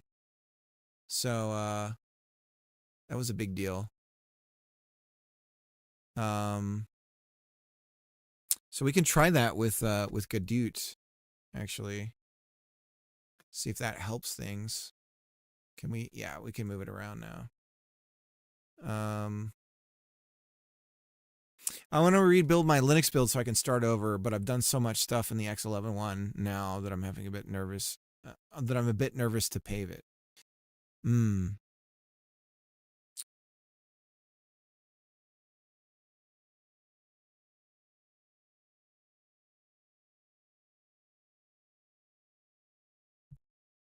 I don't know why this password's not working right now.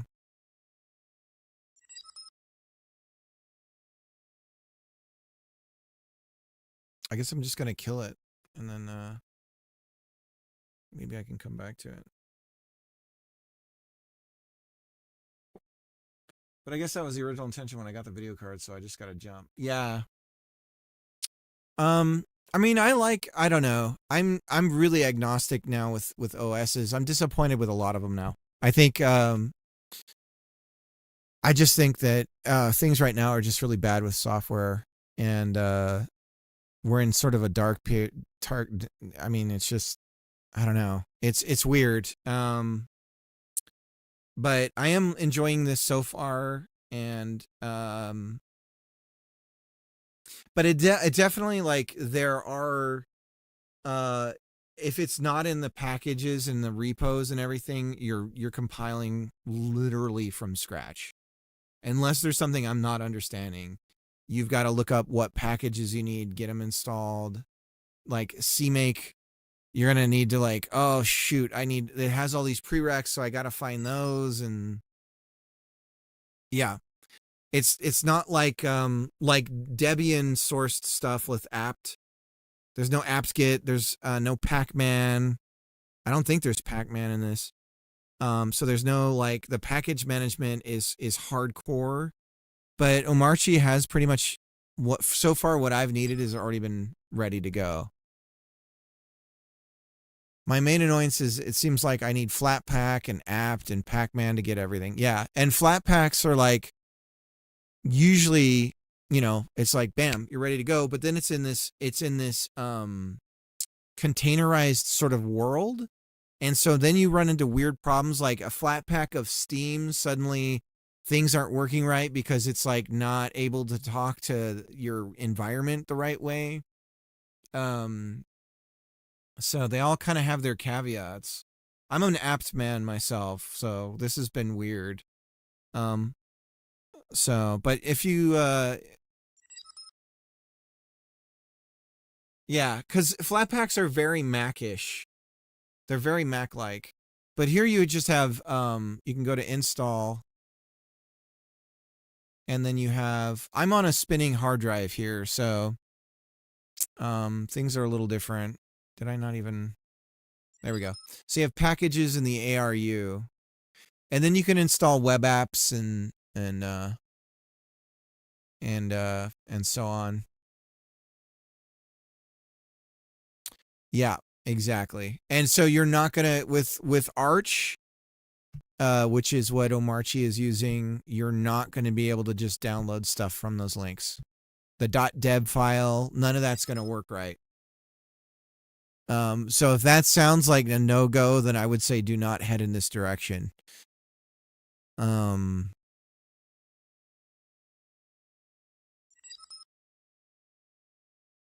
can't you add support? Yeah, but I think it's a little weird. You could try it. I haven't tried it.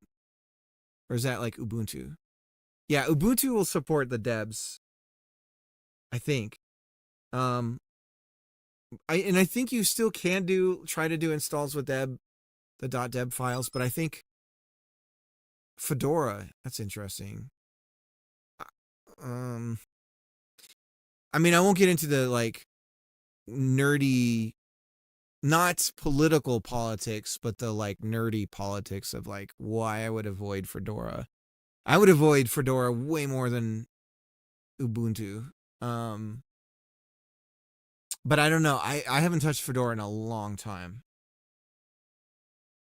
I mean, some of those things are like rock solid, you know? Like you get one of those releases that's like, we're going to support it for the next like 10 years.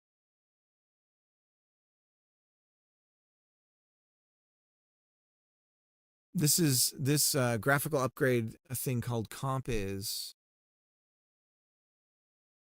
Compizit? Compits that adds like wobble and 3D effects to all your windows. Seems kind of fun for streaming. Yeah, everyone likes it's dude, it's weird. The dev stream space, it's all like flexing. Compiz, yeah. Composite, maybe it's short for.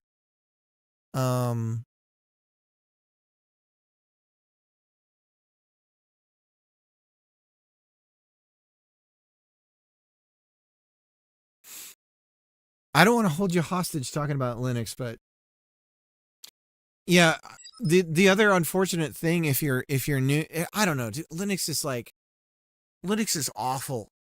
Cuz like sometimes you just get lucky with your hardware, and then sometimes it's like, oh, I'm getting this really obscure error, and now I've got to do like all this research.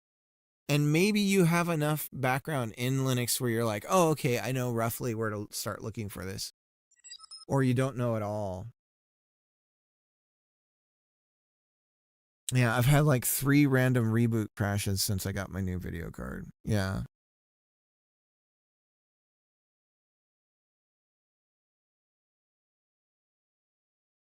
That's a plugin for Godot that he's using for that you're talking about.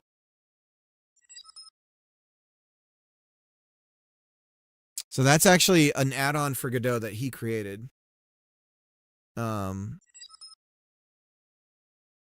The like letters going crazy and the explosions when he's typing.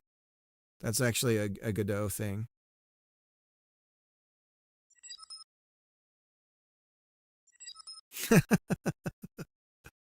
Just never turn it off. I love that bad Mega Man cover emote. Yeah, man. 80 days Windows uptime is the way to go. Oh, dude, nothing like your Explorer window just like slowly rotting away because you've had Windows longer than 24 hours open. It's like I can't do this. Oh man. God, Windows is like just like when you look at like, you know, like a female celebrity who like is afraid of getting old and has just done so much work on their face. And you're just like, no, you were pretty. You could have aged pretty, and now you're trying too hard. Like it's, oh God.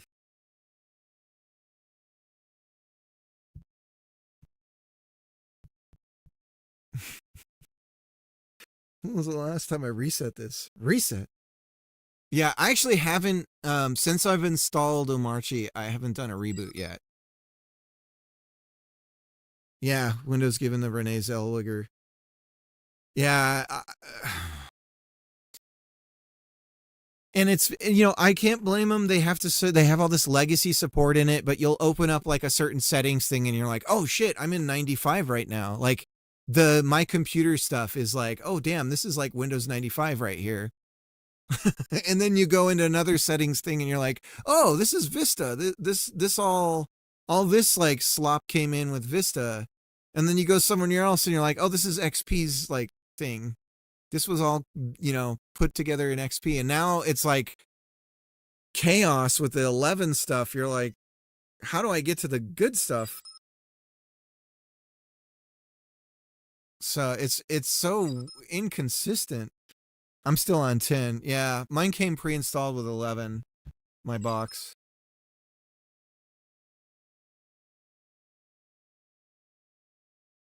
There's a scene in Tron Legacy where the reprogrammed bad guy Tron does a barrel roll over Jeff Bridges' character. And he's like, Tron, what have they done to you? That's how I feel. Dude, I know. I think Microsoft, this sounds insane to say, but you know how IBM was like ubiquitous and now they still exist, but it's like kind of behind the scenes? I think we're about to watch that happen with Microsoft. I think we're watching, they're going to be transitioning into an IBM like presence in the computing world.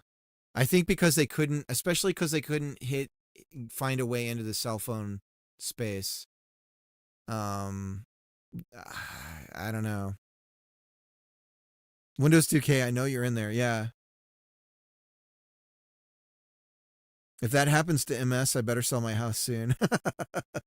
No, they'll still make money. It'll just be like Microsoft is like you'll buy something and you'll be like, oh, this is Microsoft's in this thing. You know, it'll be like this weird, like, oh, this is Microsoft technically. Oh, that's cute.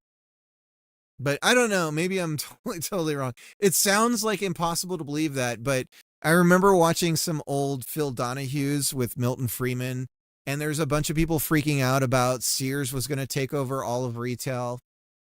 And it's really just funny. There's like one Sears left now. And at the time he was like, no, this will pass, you know, and everyone's like, no, it won't.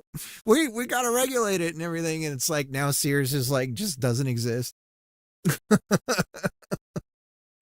And it's funny because even after Sears, everyone was saying that about, I forget what other retail thing it was, but there was the next one that everyone was freaking out about. Imagine I could tell my childhood self that Nvidia is the king of the world right now.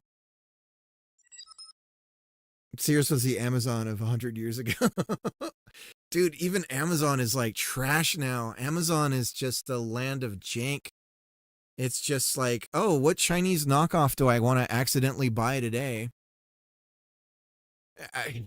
And even their books, like they started by selling books, and I remember realizing, wait, I got 2 collections of books for my kids. I got when my daughter started reading, I got her the Magic Treehouse books or whatever they're called, and then some Pokemon books. And I was looking through them and I'm like, I put the spines together and I'm like, all the colors didn't match. And then I was looking at it and the ink was rubbing off of my hands. And then I started seeing typing errors in it that would only be caused by OCR scans. And I was like, this is pirated. This is like a pirated book. And the what gave it away was the images were clearly scans. And I contacted them and they're like, here's your money back. We don't want to talk about it. And I was like, well, hold on. This is pirated. Like, aren't you going to try and find out? And they're like, goodbye. Like, we don't want to talk about it. So I really think they know that they're part of something really shady. I think with the publishing scene, I think they're really a part of something shady with that. But I could be wrong. But yeah, it's wild. Anyways. But yeah, Amazon is just trash now. Amazon is. I'm not doing any work tonight, guys. We're not. I knew I wasn't going to, but. Is American Temu. Yeah. I mean, it's getting to the part where it's like, I don't even want to, I don't buy from you. I can't. And that's the other thing is we're heading to a world where there's like no brand recognition for anything. Like, you can't trust like, oh, it's an Emerson or like, it's just like everything is just, it's like everything, it's like the whole world is becoming a bazaar. And I guess in a weird way, that's what's keeping retail alive is like, hey, when I go there, at least I can look at a box and know that company name. Or the name brands are so much more expensive that you'd never even consider buying them. This is, yeah. And it's not even, I mean, the quality and the price thing where you're like, you know, it's probably going to spy on me, but it's super cheap. All right. Yeah, for real. All right. See ya. Anyways. It's a weird time. Leaving with a fatality. The period on the Yeah, so anyway, so 3 days worth of work. Now, granted, this is using a lot of tech that we've built prior to this. I'm not using the multiplayer synchronizer. I did it myself. And I'm going to see how far I can get it. And the way that I want to do it with the packets is I'm going to, you'll notice that we're only syncing movement, but our actual position. So what I'm going to do is I'm going to package the sending of the packet with physics information, with animation information, and all of that stuff, so that it can be recreated on the other player's side and hopefully accounting for latency and everything. Like if I'm saying, hey, you're in the middle of playing this animation and your physics state is this, then hopefully it can, on both sides, it'll be, you know, okay, then assuming all that's true, this is the next state of things. And then we'll see what that gets us on in terms of like lag and whatnot. But we're definitely the gameplay aspects of it that are shared with multiplayer are leaning more towards WoW-ish territory of combat and for instance, we don't need to simulate if, for instance, enemy state is deterministic until there's some interaction with the player. If you're going out into the world and there's like some bad guys sort of just like randomly walking around, so long as our initial state is in sync, then what they're doing and choosing to do is grabbing from the same RNG pool, for instance.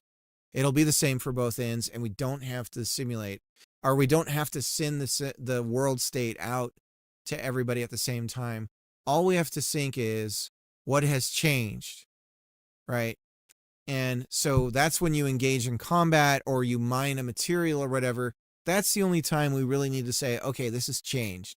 And everything else can be like, well, you know this area, this zone is like in the game's memory, so here's what it should be. And then we just say, okay, well, here's what's changed. Yeah.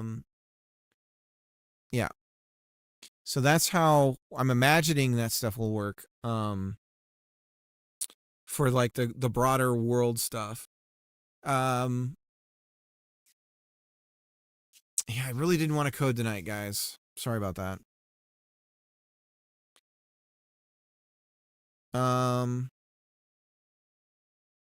Might even, I don't know. Might let's see where we end up. So we were thumbing through Reddit. I suppose what we could do is maybe move on to just sort of planning out our next steps. So let me update the title of the stream.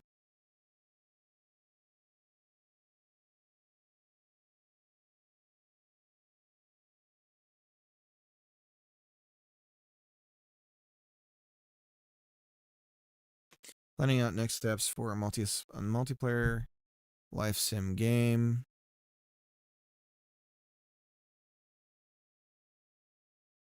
Give me a second here. I have to update it on the other platform that shall not be named, that I'm not allowed to say even once. Otherwise, I'm going to get in trouble. Okay. So we've got this list of things for the prototype that we've been going through. Movement player controller. We basically have this going. We're not completely set up, but we do have, so the let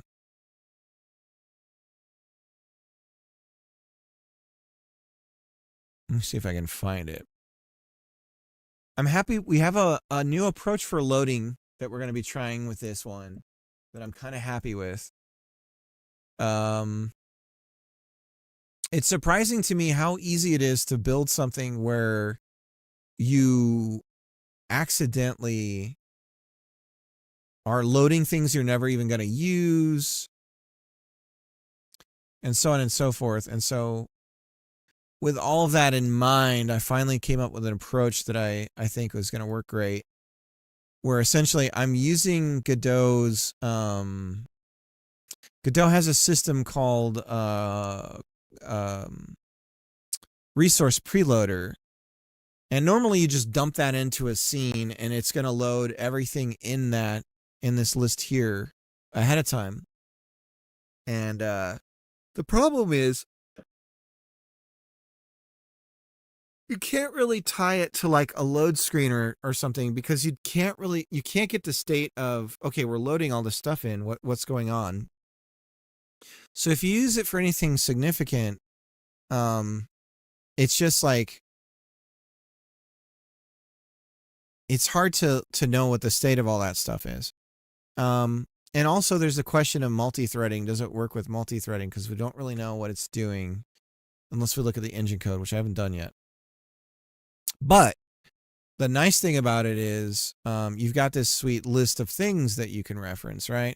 So I'm kind of having it both ways, the way that I was doing it and the way that I prefer to do it. So I love doing a multi-threaded loading, or loading on the threads. It goes super fast, but I end up having to write a bunch of like, here's everything you want to load and all this kind of stuff, right? So what I've done is we have some enumerations. So we have some enumerators, and then we basically load. We know that we're going to say load core resources, this thing, right? So we thread loading that. And then while it's loading, we double check it and we go, okay, is everything in my enumeration in here? So that's why everything's capitalized. It just makes it easier. So if it isn't, then we assert an error and we know, oh, like this isn't in here. So we can do it on both ends. You've got some enumeration, but there's no reference to it in the list of things that you're telling us to load. Or we loaded a bunch of stuff, but this isn't in the enumeration. Why is it in here? And so I'll be able to hopefully catch as I start building the game out and we start adding the things that the game is going to intelligently load ahead of time. It'll yell at us and be like, one of these sides is broken, and I'll catch it immediately. Yeah. And then the other thing that we were kind of taking advantage of is the knowledge that by doing this preload stuff, it's automatically been sort of cached because it's always available at that point. And so it's our caching. This essentially is the cache system. And it's nice too because it's visual. We can just drag something in here, and if we move something around, it's taken care of for us. We don't have to rename it in a file somewhere, blah, blah, blah, blah, blah. So it's using some systems in Godot in a way that's not really meant to be used, but it makes it so that I know if somebody was doing some sort of code review, they'd be like, what the fuck is all this? But it's all for workflow reasons and pipelines, or however you want to call it. Gentlemen, this is Democracy Manifest. Let me see. Let me get to the list of activities. Omar, thank you for the follow. Bryce, how you doing?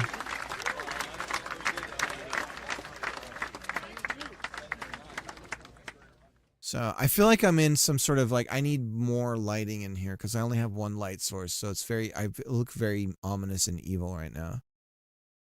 I thought I had a test player controller, but I guess I didn't. So I can't even look at.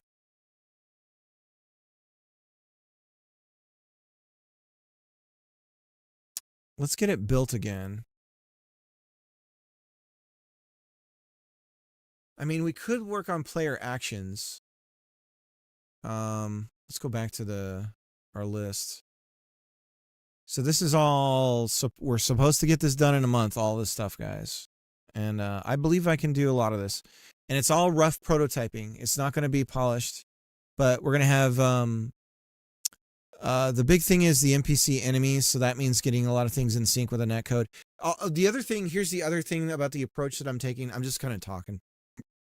The other thing about the approach that I'm taking that's different that I've done before is the game is always going to be using its netcode so that so in Godot, you've got the RPC calls that you can do for functions, right?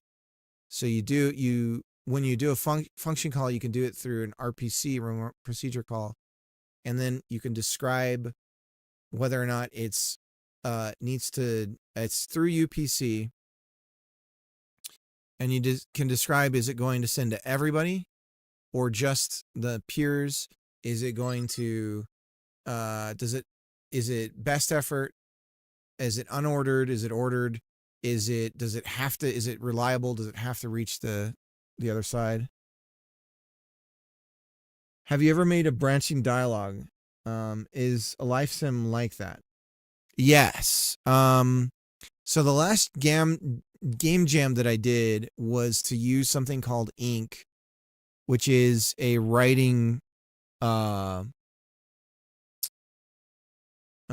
a games, what is a good way to describe it? It is a scripting, it's not a scripting language, a narrative scripting language. So yeah, it is a scripting language. And so this allows you to do, it's a way of writing an interactive decision-based system, and you can refer to, like, you can write it in such a manner where when other parts of your script come up, you can determine whether or not the player has read or certain other elements of the game have occurred, and then you can shape the what they're seeing in the new dialogue and the new choices based on that. And you don't have to it just knows that the player has seen those things, or that things have occurred in a certain order or a certain way. So we're gonna try and use Ink for the writing of the game. The only thing that's weird about this is what's nice about it is that it should allow me to just sort of like be somewhere and write for the game and not be in the engine and stuck in its way of doing things. You can make calls to the engine from Ink, so you can say, call this function. Or in the other sense, you can have functions that you create in Ink that can be called from the engine. You can also set variables, get variables that you have in Ink that you can check. So like, do they have two doobly-doos or not? If they have two doobly-doos, then say, oh great, you found my stuff, go ahead and give it to me. And then you can be like, no, or I'm not giving you the doobly-doos yet, or how about you offer me more money? Or so you can do stuff like that, right? So we're gonna see if we can use this to tie into the game. There is a plugin for Godot, and there is a plugin in C# and other languages as well that uses Ink. So the hard thing though is, what I want the game to do is, when you're doing the dialogue stuff, that the characters sort of are acting out you know, like pantomiming, like, oh, I'm so angry, and they're like stomping their feet, or like there's a kind of a cutscene thing that happens or whatever. So in Ink, you have things like tags and stuff, like hashtags and all this stuff that you can put into it, and you can execute function calls, like I was saying. So I just need a reliable way of being like, okay, we're gonna have this cutscene thing run, and so we have to tie that into probably using Godot's animation player to tie into it in that way. So that's the like bridging of the writing with the game itself. And you can use the tags like angry or sad or happy. And I think I'm going to go with that tropish, like, haha, like, oh, it's you again, where they like kind of say the same things over and over. And it's just enough to give you some character, but it's not voice acting quite. It's just like a little bit of like interjections and shouts or whatever that sort of breathe life into it. But then for localization, if it ever came to that, it's not like a ton of stuff. And if it isn't localized, it's not like, oh, I don't know what's going on here. Like the tone tells you, oh, okay, he's happy or he's angry.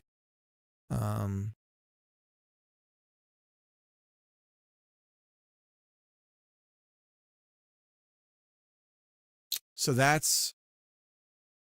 for the dialogue, we'll probably just come up with our own little UI thing for it.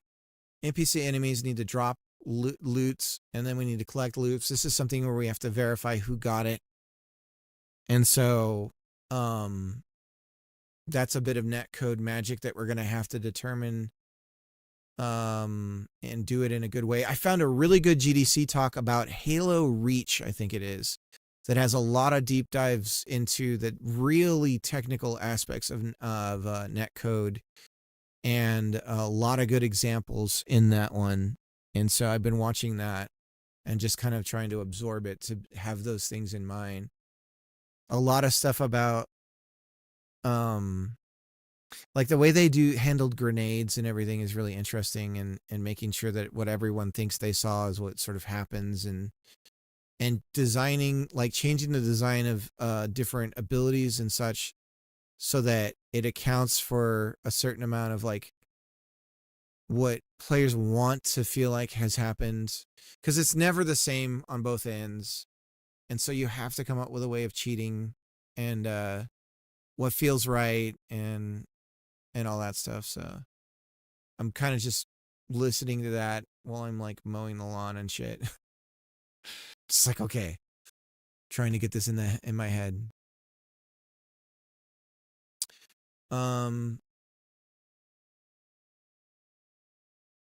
Yeah, so attacking NPCs, the loot drop, so that's all the NPC stuff, NPC enemy. So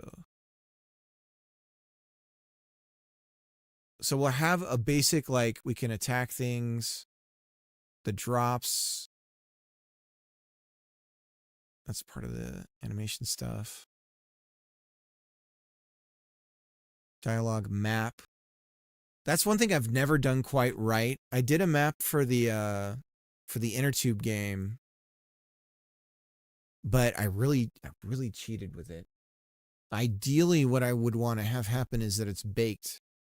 Every time the game is exported, basically we just create move the camera overhead, take a screenshot, basically save that to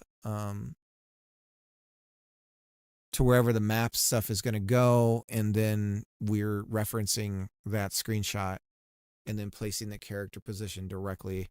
But I think the only way I can think to build it, this is the way tell me if you know of a better way, because this is how I'm going to do it. I'm going to put the camera, where it needs to be to see the whole world and make sure that it's rendering everything that I want it to be rendering. So we'll use masking to be like, you don't have to show everything. You just need to show the trees and the tops of the roofs and all that stuff, right? So anyways, all of that out of the way. Let's pretend like we built all that, right? So the camera's up high. How do my problem was, okay, I'm going to take an image of it. How do I 1-to-1 coordinate space, right? So my idea is to basically go, okay, where's 0, 0? and it's like, okay, it's up here, and then take a note of where it is in the pixel space of the image that we've created in real time, right? And then go, okay, and now where is the very edge of what the camera can see down here, and get that that coordinate. And basically, if I have two coordinates, it's like, okay, now we know the bounds. And then I save that information somewhere. And now when we are putting the dot of where the character is, we use that information to triangulate the image that we've created with the player's position in the actual space of the world. That's that's how I'm gonna do it. I don't know if there's like a more intelligent way of doing that, but so when we create the image, I'm just gonna move something from those 2 points to go, okay, where is it on the image, and then just record that. If that's dumb or not, but it's the only way I can think to do it. And so we do that when we bake it, but then it's not like running it. It's not a runtime thing. It's like we baked it in. And the map, and it's an overhead thing. I don't think we're gonna have like you're going under something and over something, and I don't think there's gonna be anything quite like that.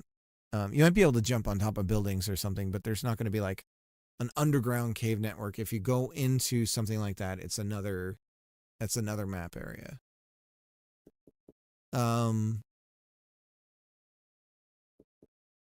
Yeah, and the dialogues. And I think the worst part of all this is anything that says UI. That's the stuff where I want to jump off a cliff. Any of the UI stuff, I just hate doing UI code. I hate it. It's awful. The whole process is slow and obnoxious, and it's the worst thing ever. And that's, I mean, yeah. And then we have quests. I think if we order this by importance as the core elements of it,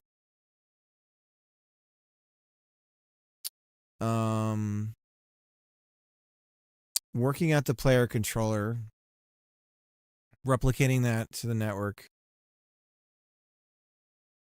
Yeah, and I was saying, so when I say that it's always running netcode, so when we're changing our position information, it's sending that out as though we're another client in the network. And so our movement and everything is updated, even if we're not connected to a multiplayer session, as though it is sending it through the network. Same with collecting items, same with the world states and all that stuff. So we'll technically always be testing netcode, at least from a logic standpoint. Whether or not it's written right to handle the way that the latency and what the player is expecting to see needs work or whatever is another problem. But it'll always be using those RPC calls, even locally.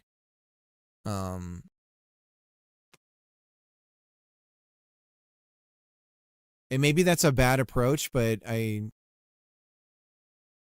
at least know I'll always be testing that stuff.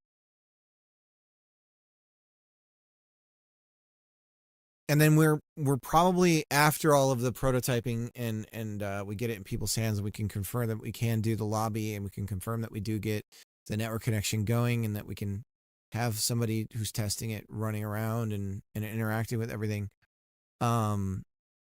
Then it's like, okay, probably need to build some bots. So that, and that's going to be a little weird. Actually, come to think of it. But we'll need some bots to create some fake clients to have running around and everything. I wonder if I can do that with like a headless, because Godot has you can export headless versions of it. So I wonder if I can do that with a headless versions.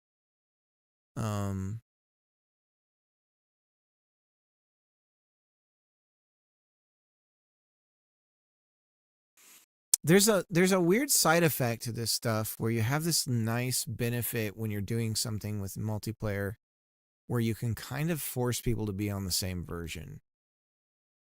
At least the ones that want to play multiplayer. Like if it's opt-in. It's like, okay, well, you need to be up to date. That's kind of cool.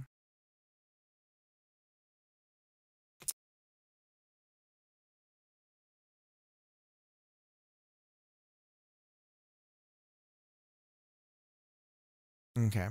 I wonder if there's an easy way to prototype UI in something like Excalidraw, kind of like what I was describing. So my daughter and I were using transparent paper, the projection paper, the whatever the hell it was called. But that would involve something like layers. I don't think Excalidraw really does layers, does it? No, I don't think there's anything like layers. Oh, well, you could group. I could group things, and then we'd have to ungroup anytime we would want to change it. But it's not like I can see it like in Photoshop where you have the list of layers or anything like that. So I couldn't really do this the way I would hope to be able to. Yeah, it's not like I have layers and layer names and whether they're visible or anything. So I can't do that with Excalidraw. That's a bummer. All right, I'm going to use the restroom. I will be right back.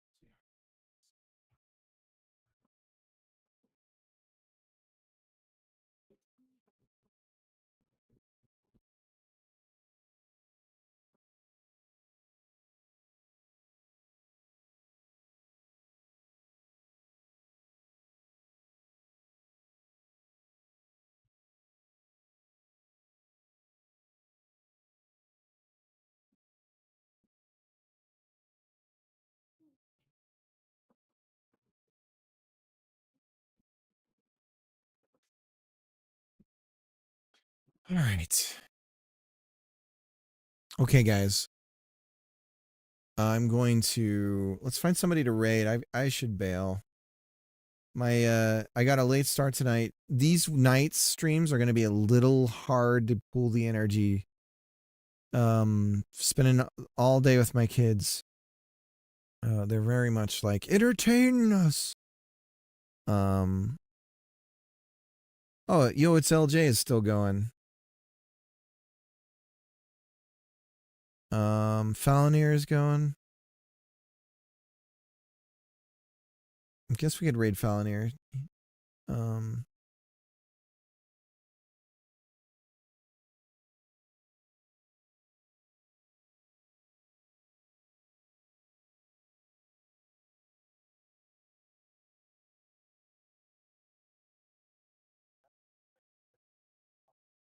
Okay, we're gonna do Yo, it's LJ.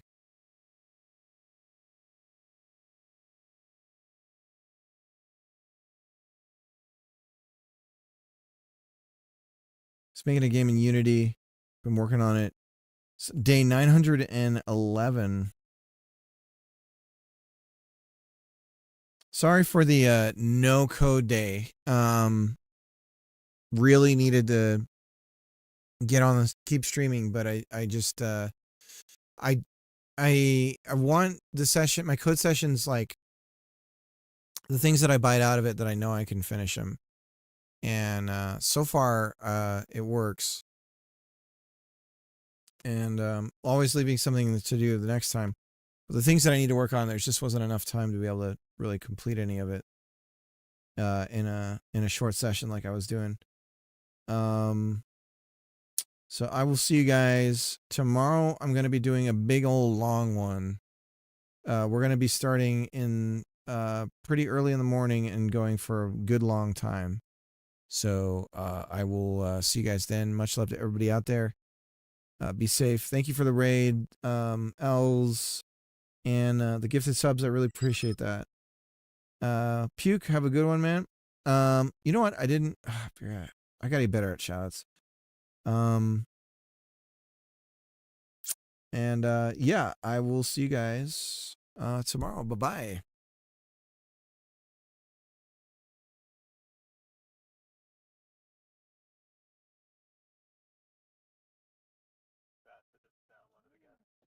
Did I just X out the whole shit? No, it's right here. Okay.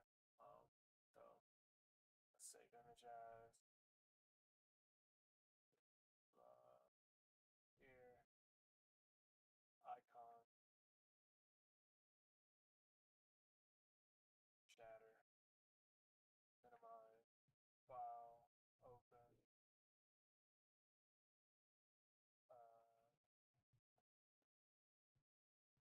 Cricket with a rate of 9. Hope you're doing good. I am. Thank you so much. Welcome in, dudes. Thank you so much for the raid, Cricket. How was your stream, brother? How are you doing? What's happening? Desktop. Oh, I gotta stop my stream.